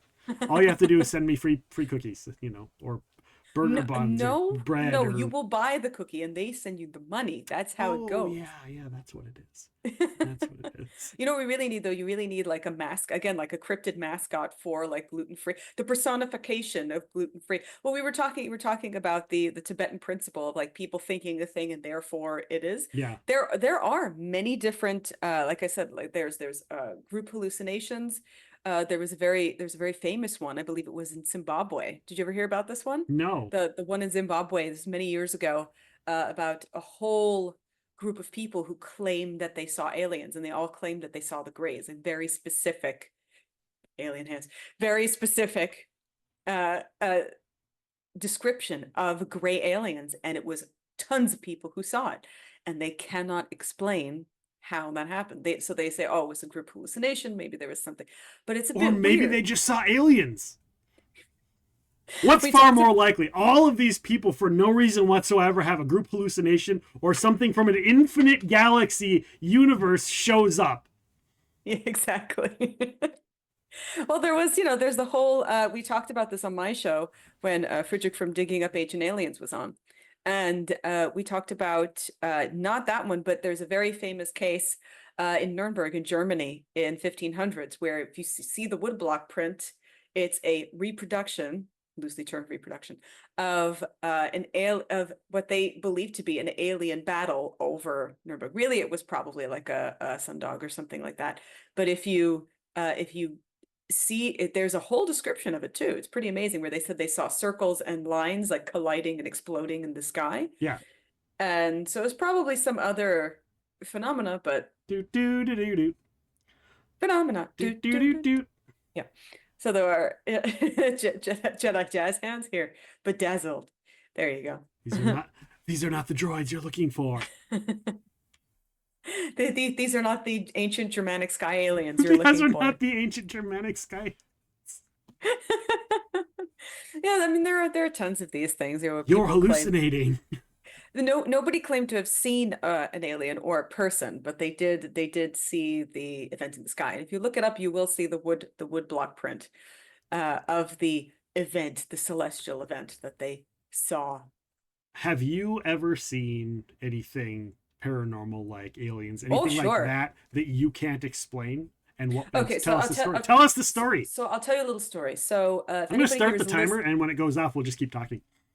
so here is the story of the very strange person that I saw 2 days in a row. Okay. So where I live, there's a lot of construction during the summer because Canada, we can't do construction about 4 months of the year. So the second that everything melts, suddenly all the construction trucks move We're in. opposite here. We can do construction, but only 4 months out of the year during our summertime. So one day, it was last September, end of last September, it was during PAX. Okay, I was not at PAX, but it was during PAX. Because I was busy watching like all the things that were going on at PAX. And so just to get out and just to get some exercise, I was walking along the specific street. Okay, and it was at the same crossing, it was at the corner of St. Catherine and Drummond. And at that corner, there happened to be no traffic because there was construction going on. So on both days, I am walking from the west side of the street to the east side of the street, and I'm walking home. Okay. And it was a decent day out. So usually in the summer I melt and I feel absolutely horrible, but this one wasn't so bad. The weather was pretty good. And so I am walking from one side of the street to the other. I get to a crossing and I see there is a man standing on the opposite corner as me. He's about 6.5 feet tall. He's very square, like a double door fridge. He's huge arms. And he has very sort of like oval shaped head, and he has a very specific aquamarine color eye, and it was so bright that I could see it from across the street. And yes, I was wearing my glasses, so don't ask me that question. But as we are walking, as we're crossing the street, he locks eyes with me, and the whole world just stopped. I felt there was no traffic. The streets were packed and we were crossing each other. And suddenly there was nobody else and I felt this very strange stiff feeling. Yeah. I felt like I was completely arrested. And suddenly there was some kind of time skip. And I turn around as he passes me, and he's this close to me. He passes me, I turn around, and he's gone. He's not there. Okay. And so I felt this very strange feeling. And suddenly I just felt like a relief when he left. I was like, oh, that was kind of weird. Maybe he just got close to me, whatever. And the day after, the exact same thing happened at the same time. It was like 3 o'clock in the afternoon.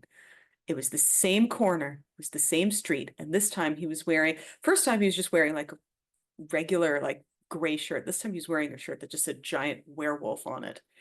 And It the said same the thing word, happened. or it was a picture? The word, just the word on his shirt. And so again, the same thing, I noticed him from across the street. He did not look at me. He did not remember me. And again, the same thing happened. I went toward him, and I was specifically with the object of talking to him this time.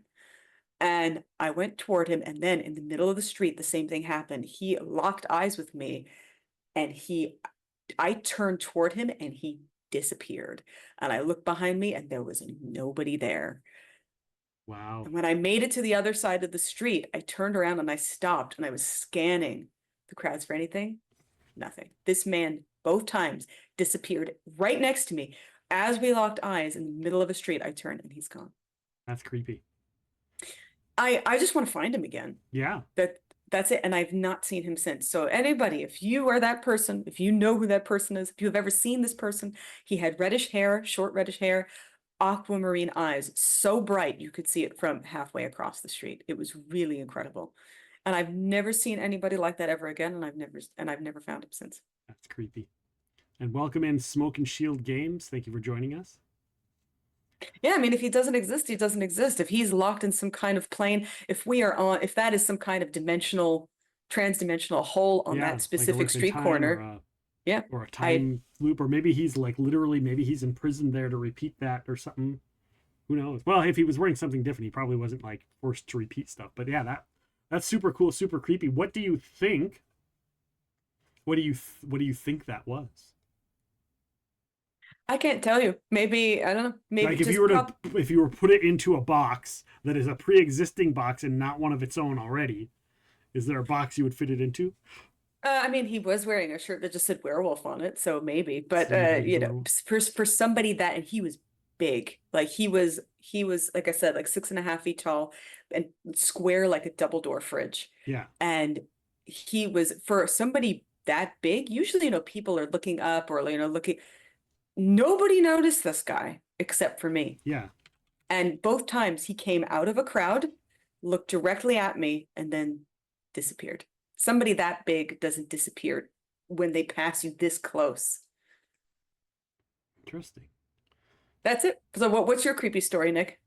Oh, I have a glasswalker, maybe a I have glasswalker. a snaky ton of them.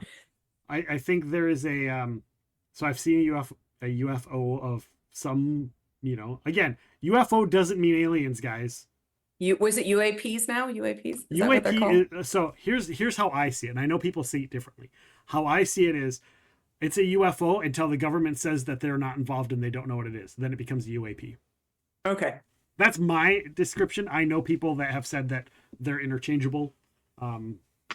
I asked this of Dave Schrader last time he was on the show. Like, is this the differentiation? Like, this is how I view it. And he's like, they're the same thing. They're the same thing. It's just they want to try and change that the government kind of wants to change how the world sees it. So it's not like this funny, haha. It's not a joke, and we're not like, you know, oh, you're a crazy psycho. So, thank you, Anonymous, for the $10 donation to GLSEN. Guys, go ahead.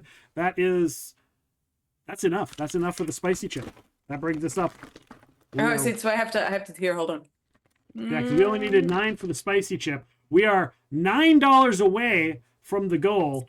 She's gonna destroy the rest of that, and I am going to eat this chip for spicy goodness, spicy badness, really, but for a good cause. And we are $9 away from the next goal of $1,800. So go ahead, if somebody's got $9, you hit that next goal, and then the goal will get moved. The goalposts keep moving, guys, until we can get the most amount we can raised for this amazing cause. So, how much did you say is one of my books? How much did they have to donate for that one?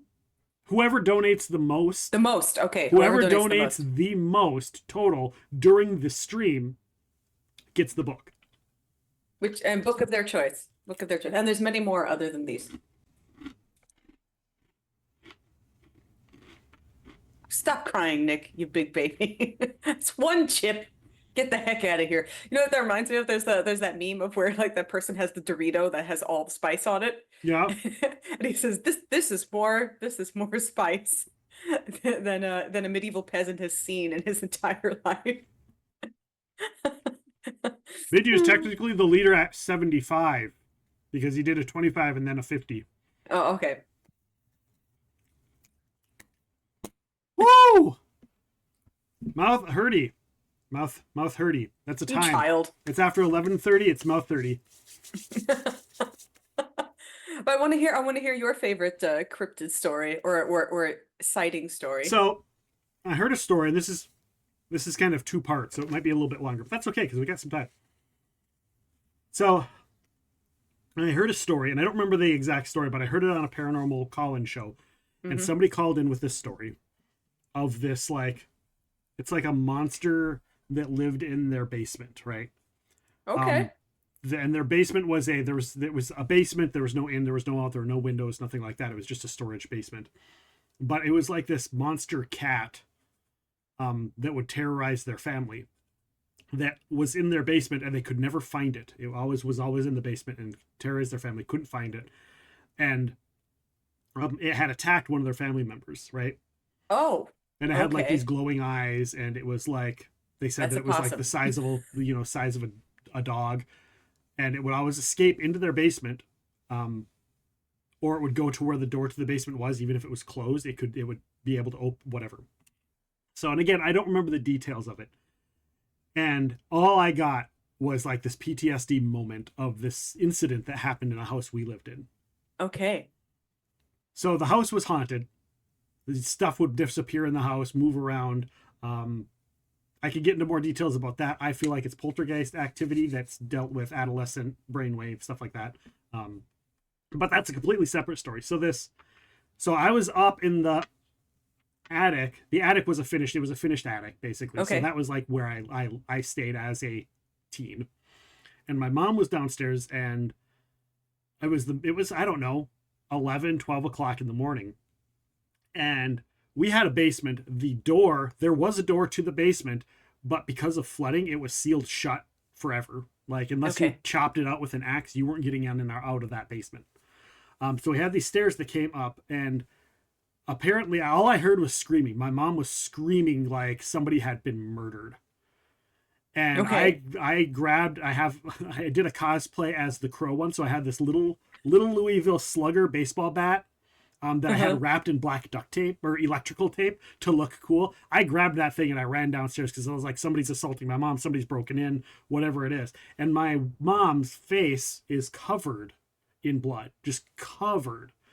And I just see this giant ass and tail going around the corner to the basement. And so I chased that thing into the basement with the baseball bat. And I couldn't find it. And I came upstairs, I shoved the door shut because I knew it wasn't getting out. I slammed the door shut, I locked it because we had a latch because it would swing open. We had a latch on the outside, so I just latched it so this giant cat couldn't get out. How it got was in the it a house, cat or a rat or a possum? It was big. It was like the size of a 60-pound dog, maybe a 50-pound dog. It was huge. Oh my god! Like it made a what are those the giant cats that there's a giant cat that I love and I forget the name of it. It's a somebody in chat, help me out. What's that? Necomata? No, it's a giant house cat. The big house cat, the big the Cheshire cat? Maine Coon. Oh, I thought you were talking That's about why I said a real cat. It made a Maine Coon look tiny. It made a Maine Coon look small. So, and my mom has like cut across the face, and it was really bad. She ended up going to the hospital, getting stitches, all of that. Thank you for the follow, Irish John Games. Redneck Jedi with another $9, hitting our 1,800 goal. Whoever is in charge, I don't know who's in charge right now. If it's Wino or if it's I don't know who is in charge, but if it's time to move the goal. Time to move the goal. At any rate, yeah, this Maine Coon had basically attacked my mom, and it was like she had to get stitches, and it was Where did it come from? So I went back after we had settled down, and she like got a thing on her face, and she left. I went down to the basement, and my friend, I think I had a friend that was over spending the night or something, and they came down too. But we went downstairs and we locked ourselves in the basement so it couldn't get out. We turned on the lights. Nothing. We never saw it again. Never. There's no way it could have gotten out. There was no way it could have gotten in. And that basement didn't have a lot of stuff. A cat that size wasn't just going to hide. Just disappeared. And so this happened, and I was like, that is weird. We had pet cats in the house, little pet cats, and they've always kind of become a little psycho after we've had them for a while. But yeah, so I was like, I never thought anything of it. And it was other than the fact that it was really creepy. But then hearing this story on a paranormal thing, and then having other people respond that they've had similar incidences of this monster cat with glowing eyes attack them out of a basement. And I was like, that is so, like, because I had no connection to anything. I had no idea what it was. Is it a specific region? So this was in Minnesota, and I think the other guy lived in like Idaho or something. Like, it wasn't in a region. It was just a story. So I was like, what? Because there are stories of there are things like, the black dog in Northwest England. There's also like the Barghast, also very famous. But I mean, those things usually haunt cemeteries or graveyards. Those are not specific to basements. Did somebody die in that basement? I don't know. I still have nightmares of that house. There is the story of DC the demon cat. It's a ghost cat though. And it goes all the way back to the 1800s, but I've never heard of it attacking people in basements, but people have seen it. But they say it's a giant, it's like the size of a tiger. Yeah, this wasn't that big. Wasn't that big. But it was, like I said, it was like the size of like a 70-pound, like a German Shepherd sized dog. Maybe a little smaller than a German Shepherd, but and the demon cat is like, apparently it's like its hunting ground is like Washington, DC. Why, I don't know, but apparently Yeah. around Capitol Somebody Hill is says where when you say monster cat, I think of Dakubera's Bikuniku story. Bikuniku story. Bakeneko. I Story. have a Bakeneko on my wall. Yeah, Nice. A Bakeneko, hellhound, but little. a feline version. Yeah, ghost cat of Walter Mitty. I don't know. Like I said, I just thought it was a giant freaking cat that had happened. And I had a giant cat when I was little. I had a Maine Coon, little like an oversized Maine Coon when I was a kid. Like I love cats. Like we can't have cats because of allergies in the household. But like I go to a friend's house and No, has no. You cats. just get rid of the people who have the allergies. I'm not getting rid of my people. That was my mother's excuse all the time. We couldn't have any pets because my father was allergic. I was like, well, my dad's not great. Why don't we just get rid of him? Get a pet. It's fine. So, It's yeah, true. Michelle, I mean, sound advice. Sound advice. it's true. Think about it. If you have a person in your house who is a bad person, they go, oh, we can't have this because I'm allergic. Well, I'm allergic to you. Get the heck out. Yeah. Well, I don't have bad people that are allergic. I have amazing, great, fantastic wife who's allergic. So every time, but here's the best part. 90% of our close friends that we hang out with regularly, they all have cats. Actually, I can't think of a person that I'm close friends with that doesn't have a cat. Okay, two. There are two households that don't. So they all have cats. But Well, do they have the basement cat story? That's the question. no, they don't. They don't. But I can get my cat fix in going there. We have a dog who's amazing, and then I can go and get my cat fix, and then I get back and the dog loves me because he's like, "What are all these new smells?" It's like those are all the cats that have been all hanging all over me. Because animals love me. I don't care where I go. I go into a place and like, oh, I don't. My dog doesn't like anybody. Don't come around. The dog comes over, rolls on his back. They're like, he never does that. I'm like, yeah, I have an animal affinity. Sorry. It's because the dog is secretly a cryptid. It is secretly And encrypted, and it knows he knows I that can see them. you're in. So very funny story. Speaking of dogs, my friend Brittany has a dog named Brie who is very cute. She's a rat terrier. And Brie, though, is very interesting because there is a dog that she has never met that she absolutely hates. And so every time Brie is on the balcony, there's a white dog that walks by named Cupcake. And Cupcake is a very cute little Bichon and just trots along, la la la, never bothers anybody. But for whatever reason, every time this dog walks by, Brie goes, and she starts going absolutely crazy. She does this with no other dog. Okay. And so I asked, I said, what is the deal with this dog?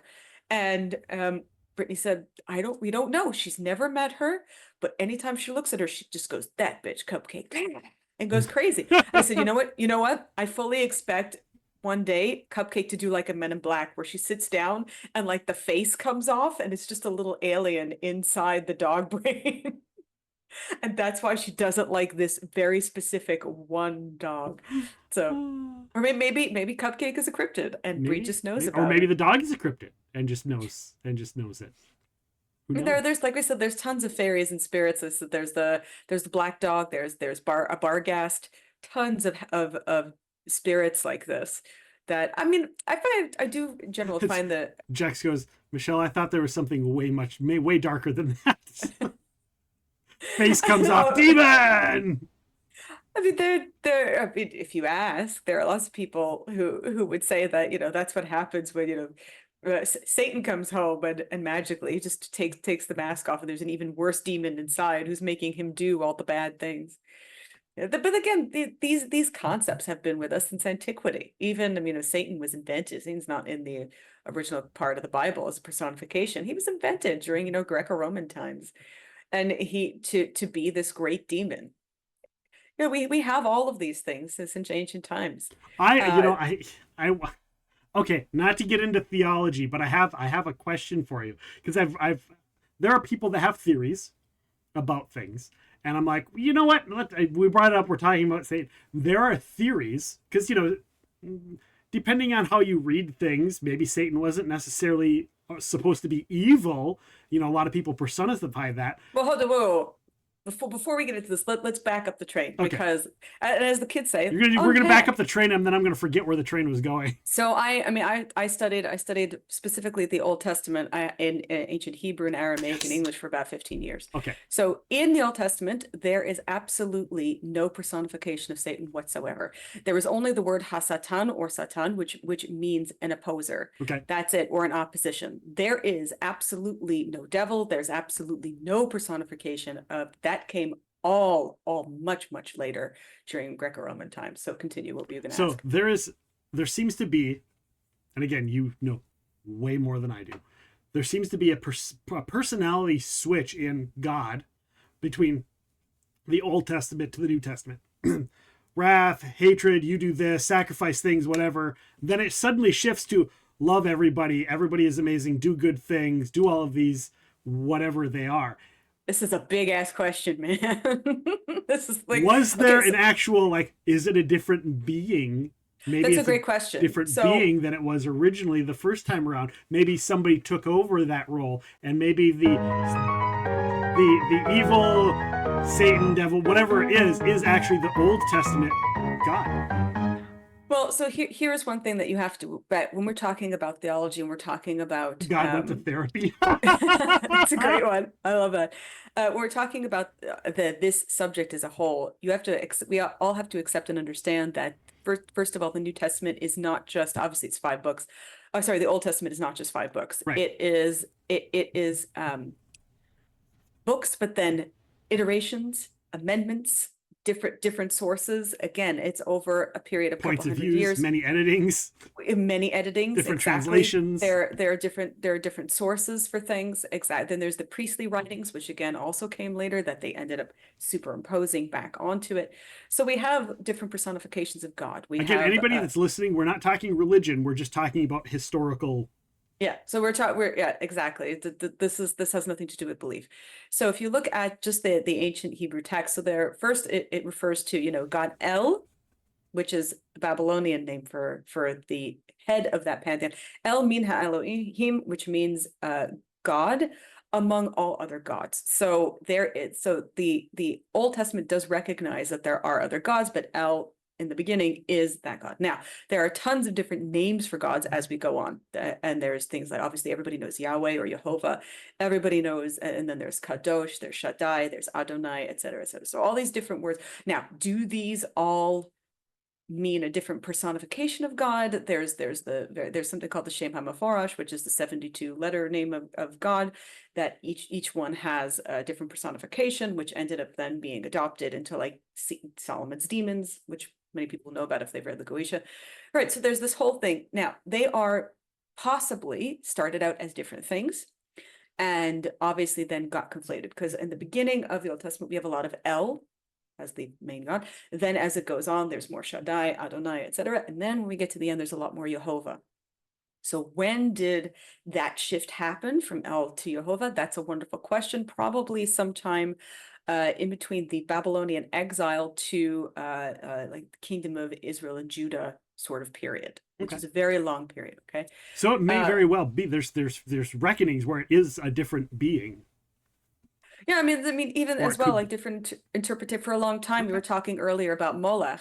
Molech for a long time was thought to be a different type of god, and now it's more theorized that it was probably just a type of sacrifice that was offered to a specific god. Now, as for Satan, as we said, the word Satan or Ha-Satan does exist in the Old Testament, but again, it just means in opposition to something. That's all it means.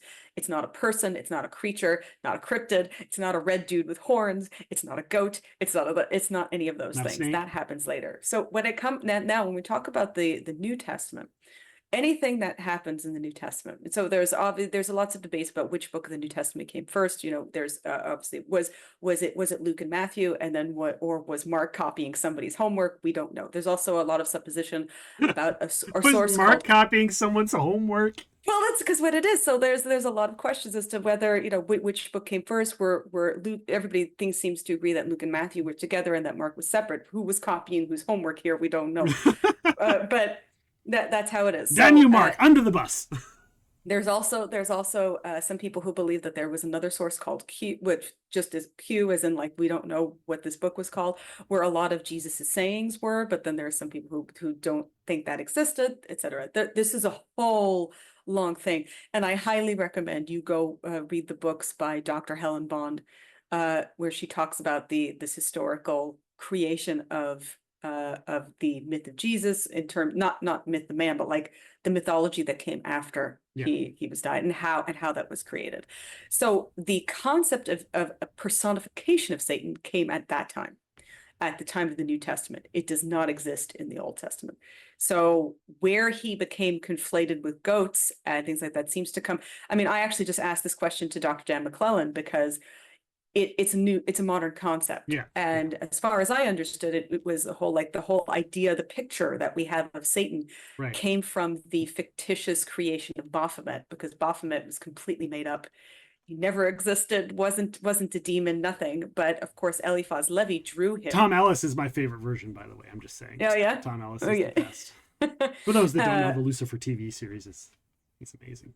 Yeah, so this whole idea of like Satan and Baphomet and having horns and being goats, and this actual personification is a much later construction. It doesn't exist in the ancient text. Awesome. Did that answer your question enough? That gave me so much more information that I'm like, that is super cool. I love stuff like that. Like I don't like talking religion, especially on stream. But I knew that if I brought something like that up, it would stay in the realm. It would stay in the Michelle Franklin realm, which is exactly where I wanted it to stay. Let's talk about the demon. Yeah, so we can talk about the history and the education and all of that, and we're leaving the religious fanaticism out of it. And if you believe, people can believe whatever they want to believe. I don't care.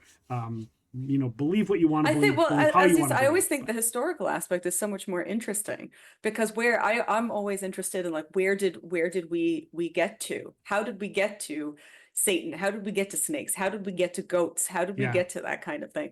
Because, as somebody who was forced to study this stuff for like 15 years, I mean, luckily I did have good teachers who did answer my questions, but of like, okay, but where did we get there? Where does this personification come from? One of the cryptids. One of the ideas that I love, if everybody knows who Pazuzu is, I think, because of The Exorcist, right? But the original idea for Pazuzu is really, really amazing in ancient Mesopotamia, and how like the story of Pazuzu and I won't say the name. The story of Pazuzu and Lamashtu, and how they had let me put my protective bracelets on now that you brought it up. Well, it's interesting because according to The Exorcist, Pazuzu is bad, but Pazuzu was actually really good. He would ward off Lamashtu. So if you put a personification of Pazuzu in your window, the story was that he would scare away Lamashtu, and he would, because there was high infancy mortality rate at that time, and he would scare Lamashtu or Lilith, who was said to come and kill or take away children.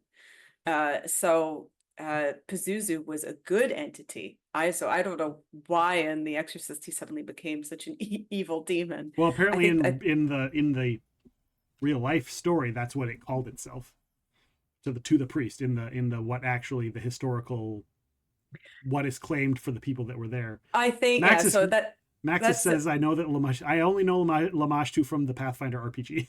Oh yeah, I mean, like fantasy RPGs take from these ancient stories all the time, and that's totally fine. They're ancient mythology. You can change it and make it up and do whatever you want with it. Mesopotamians are dead. Except for Gozer. Oh, Gozer there is no Gozer. Yeah, Gozer's Gozerian. Yeah, Gozerian. But yeah. I think it's funny. Didn't Gozer start Gozer? I mean, really, like were they Gozer and they were all like, they named themselves after the Gozerians, and that's why they're Although I like what Maxis Green says, like, there is only Zool. There is only Zool. Yeah. Are you the monster? I'm sad that gods never existed. Did you like the new Ghostbusters movies? Oh no. You're gonna break my heart. Here's the thing. Okay. Is this gonna be one of those we can't be friends anymore? No. She says that very trepidatiously. Here's the thing. I like, listen, everything is bad. I like just letting people like the things they like.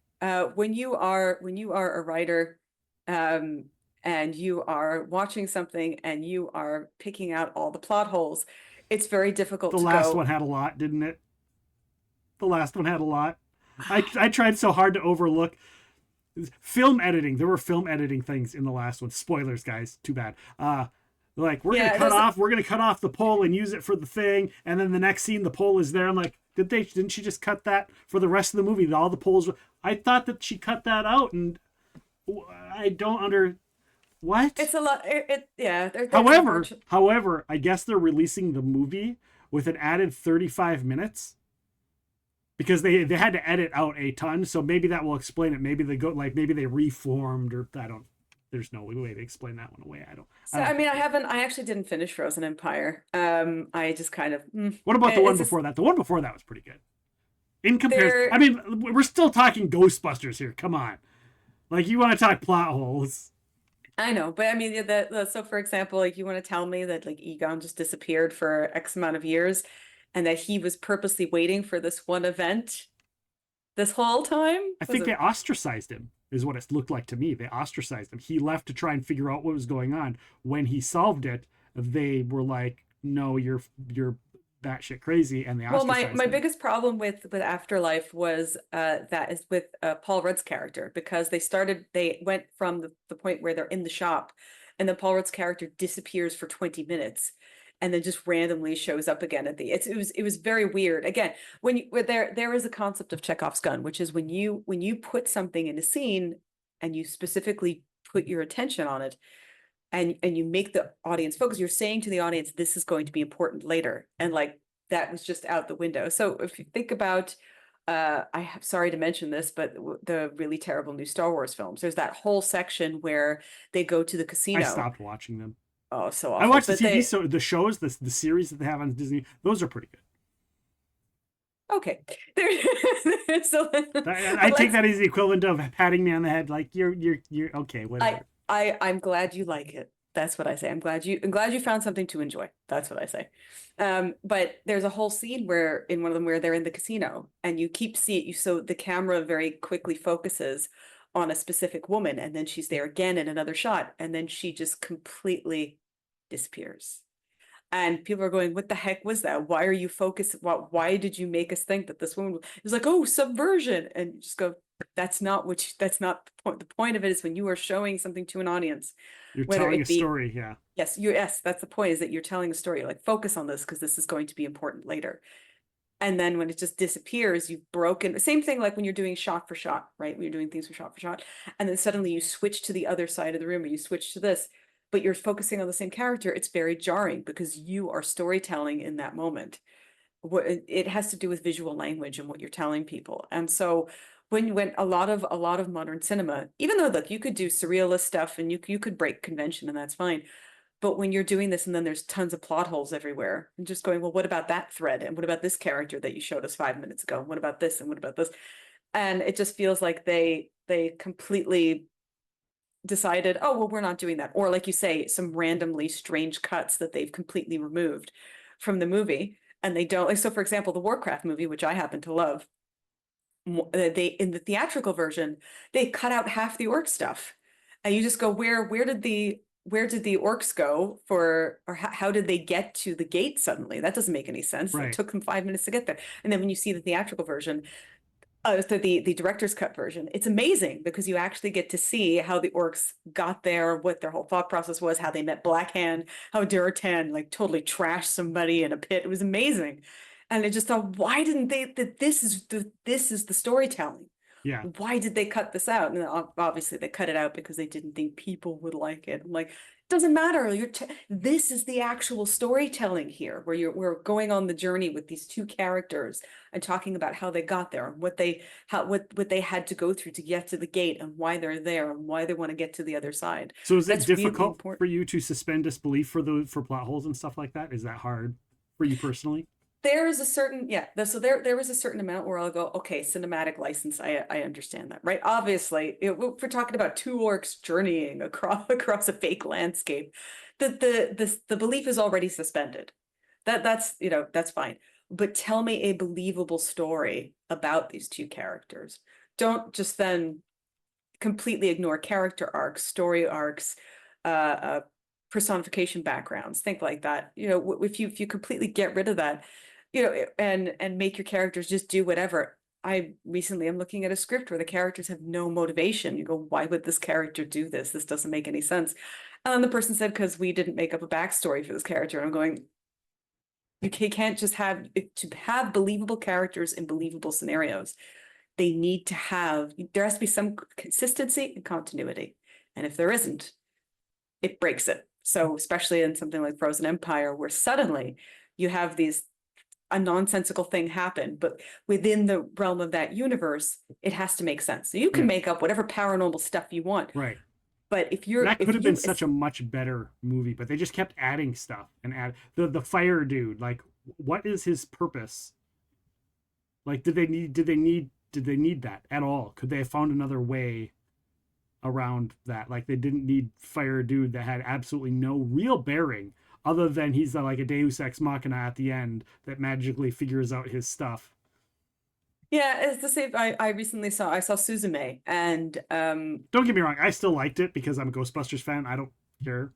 I care, but I don't care that much. It's my least favorite of them. I'll go watch Ghostbusters 2, which is really just Ghostbusters 1 over Frozen Empire. But it was cool to see some of the cameos and stuff. It was kind of neat. As I say, if you like it, that's great. I'm glad you have that thing for you, but it is difficult for me to. So I also like the all women's Ghostbusters too, so I really like that one. So there we go. There. I don't know what's going on in your head, Nick. I appreciate you. I appreciate you. I will never tell a person, I don't believe in censorship. I will never tell a person not to watch or enjoy something. I think that's wrong. I think people should like what they like, and that's it. But if you're going to ask me, does this make sense? No. So I'll go through a whole academic paper about why this doesn't make sense. Come on, a singing Chris Hemsworth out of nowhere. He's sorry, he doesn't do it for me. He's got to try a little harder. But Suzume, like, 3/4 of the way through the movie, oh my god, amazing, it's so good, oh, the climax is going to happen, fantastic. And then out of nowhere, suddenly they go to a village. They're going to a specific door. They go to a village, 2 characters pop up out of nowhere. There's a random ghost that shows up out of nowhere that pretends to be somebody's mother. It suddenly gets really strange, and for absolutely no reason. It didn't need to be that way. And they introduce characters in the last like 10 minutes of the movie, and then they just randomly tie up a bunch of things. You just go, what happened? Like, you had me on that roller coaster of this whole journey, and then suddenly like that. Yeah. And they just do random things that are nonsensical. And then when you realize which door they went through, and you go, wait a minute, that doesn't make sense. You said it had to be a specific door that they had to go through. Why did this suddenly? Because they claim that all the doors are not connected. There's a specific realm you have to go to, specific door that you have to go through to get to a specific place.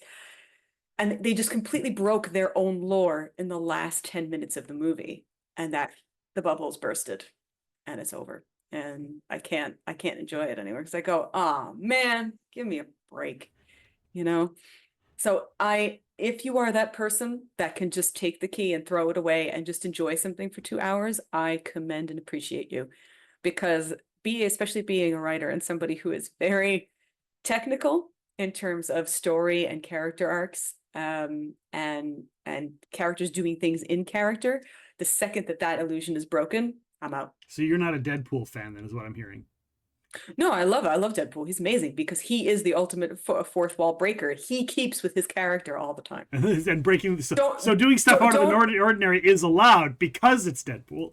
But that's his universe. Okay. Right? So let's say, if somebody, let's say you're in the X-Men universe and suddenly Storm starts doing that stuff, you go, that's a bit weird. Like, yeah. Why would she do that? That doesn't make any sense. Okay. You haven't seen the new Deadpool, right? You haven't seen the new one, correct? Or have you? The one that just came out yesterday? No, I haven't seen it. Okay. I have not seen it either. People in the chat do not give spoilers, but I want to ask if there is, give me the top 3 cameos or surprises that you want to see in this new movie. Since you haven't seen it, it's not spoilers. It's just, what are three characters? Even if you get one, who would you like to see appear in the new Deadpool Wolverine movie? In any iteration. Cyber Earl says that moment where Alan Moore made Batman speaking like a high school jock. Yeah. Again, there are many different iterations of Batman. There are many different universes. If in that specific iteration he is a high school student, then obviously it makes sense. Yeah. But if you're making a billionaire businessman speak like a lower generation millennial, people are not going to be thrilled about it, because that's not his specific background. So gotcha. Wino wants to see Taylor Swift. There are rumors that there is rumors that Taylor Swift is playing Lady Deadpool. Is she an actor though? I don't know. Listen, I have the only song I've ever heard by her is Shake It Off, so I don't know anything Right. about her. So, are you going to answer my career. question? You asked me? I'm asking you too. Yeah, this is for everyone. Oh, I thought you were only asking the chat. No, I'm asking you and the chat. I would like to see Deathstrike come back, but like as really Lady Deathstrike, not the thing that we saw in in the original X-Men film, please. Okay. What else would I like to see? Because I mean, you have every option that exists in everything, and then ones we haven't even seen yet. Oh God, I don't know. Because again, this is Deadpool, and there's multiversal stuff happening, and I want to see Rob Liefeld Deadpool with like 400 pockets, but I want him to be like a Deadpool that's just made out of pockets. Okay.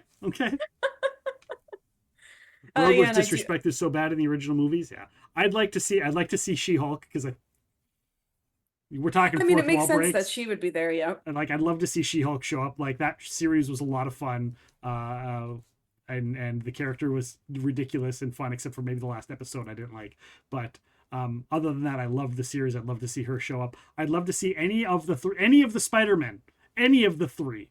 I'd love to see any of the 3 Spider-Men. I don't care which one. I'd like to see one of them. I don't care which one. And just because I know it's never going to happen, it would be cool to see Tony Stark, Robert Downey's Tony Stark, some iteration of a Tony Stark Iron Man cameo somewhere would be kind of fun. Maybe he will. I mean, you never know. I did see some spoilers on the Twitter. No spoilers. No spoilers. I will not say. But I do know that somebody does show up whom I am very happy to see in there. Okay, I've seen one spoiler, and I'm like, no, damn it, no spoilers. Somebody, one of our people came in the other day, and I just said no spoilers before they even started telling me anything. I was like, no spoilers. Oh, somebody wants to see Spider-Gwen? I agree. Yeah, yes, Squirrel Girl could be fun. Squirrel Girl could be fun. I have heard. Oh, Squirrel Girl would be great. I have heard from people I know who saw it on Thursday at like a special screening that it's like the best, the absolute best. So I'm very, very excited to actually see it. Awesome. Tell us where people can find you, Michelle. Where can people find you on the social medias? Buy your books, all of that Instagrams, stuff. in the Tickety Talks. My main 2 channels are TikTok and YouTube under author Michelle Franklin, same thing. So every day we put up a video either about a word or a historical event, mostly debunking crap that people believe that isn't true. But trying to make it fun and educational. And they're pronunciations too. You've done some pronunciations. Yeah, for people who are like, how do you pronounce this? I'm like, well, I mean, it's pronunciation. So the answer to most of them is that it's a regional variation. You can pronounce things however you want. That doesn't mean that people can understand you, but you can essentially pronounce things how you like. But yeah, we do pronunciations. We do things in other languages. We talk about medieval subjects. We talk about certain historical events. Video games. Yes. Video games. Fuji-san loves video games. I do. We do like video game suggestions for people who send me stuff. It's usually very funny things that people send me. For video games, we also talk about books. Once a week, we do like a book of the week. And most of my things that I put up on TikTok, most of the educational stuff I put up on YouTube. And I have a Patreon, which is patreon.com/new-short-stories, all one word, patreon.com/new-short-stories, where every month you get a new short story from me and you get book news as well. You get previews of books that are going to be coming out, and you get the unedited versions of the interviews that I do with archaeologists, historians, and other special academic guests that we have. Again, all debunking things from history, and all different types of subjects. We do theology, paganism, ancient archaeology, aliens. We do tons of stuff. And this coming month, we are actually going to have Dan McClellan, who everybody I think has seen him from his videos on theology and the Bible. And I asked him if he would let me interview him, and he will. So we have, he's right now at Comic-Con, and we have tons of questions though that are going to be coming up for him. So if you want to learn the entire history of the Bible and theology, please come to my Patreon or join my YouTube channel, and the entire, we'll see, maybe we can get him to talk for 2 hours because he likes talking. So maybe we'll get him to talk for 2 hours. Interview will be up on my YouTube channel later in the month. Awesome. And your new book. I mean, I'm also book and Yeah, so we have a couple new books coming out. Like I said, the sequel to Mindle will be coming out probably September.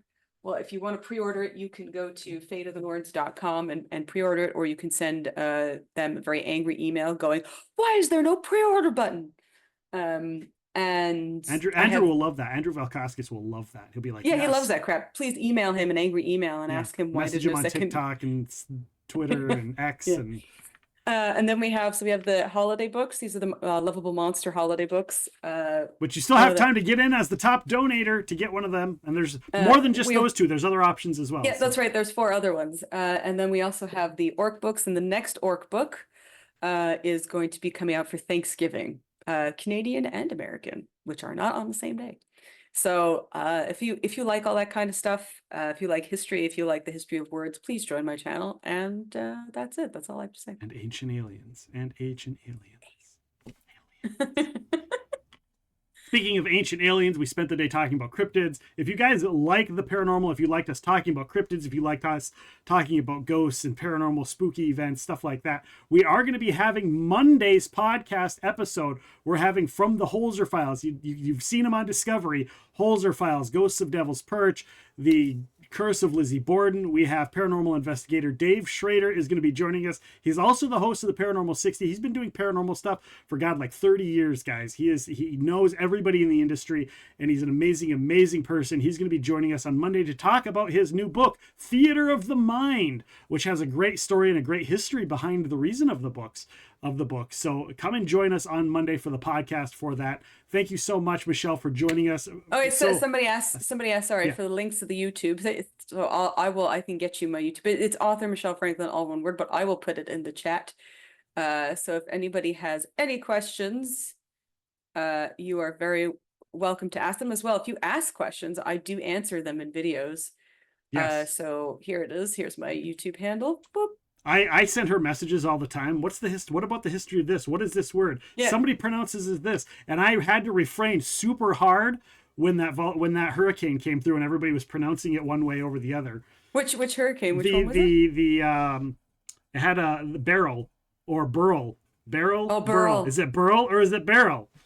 Depends which region you're from. It's not wrong. Somebody recently asked me about Appalachia. Is it Appalachia or Appalachia? Well, it depends if you're talking about the region or the mountain, and it depends if you live in the mountains or if you don't. And there is not one wrong way to pronounce it. It's just where you live and your regional variation.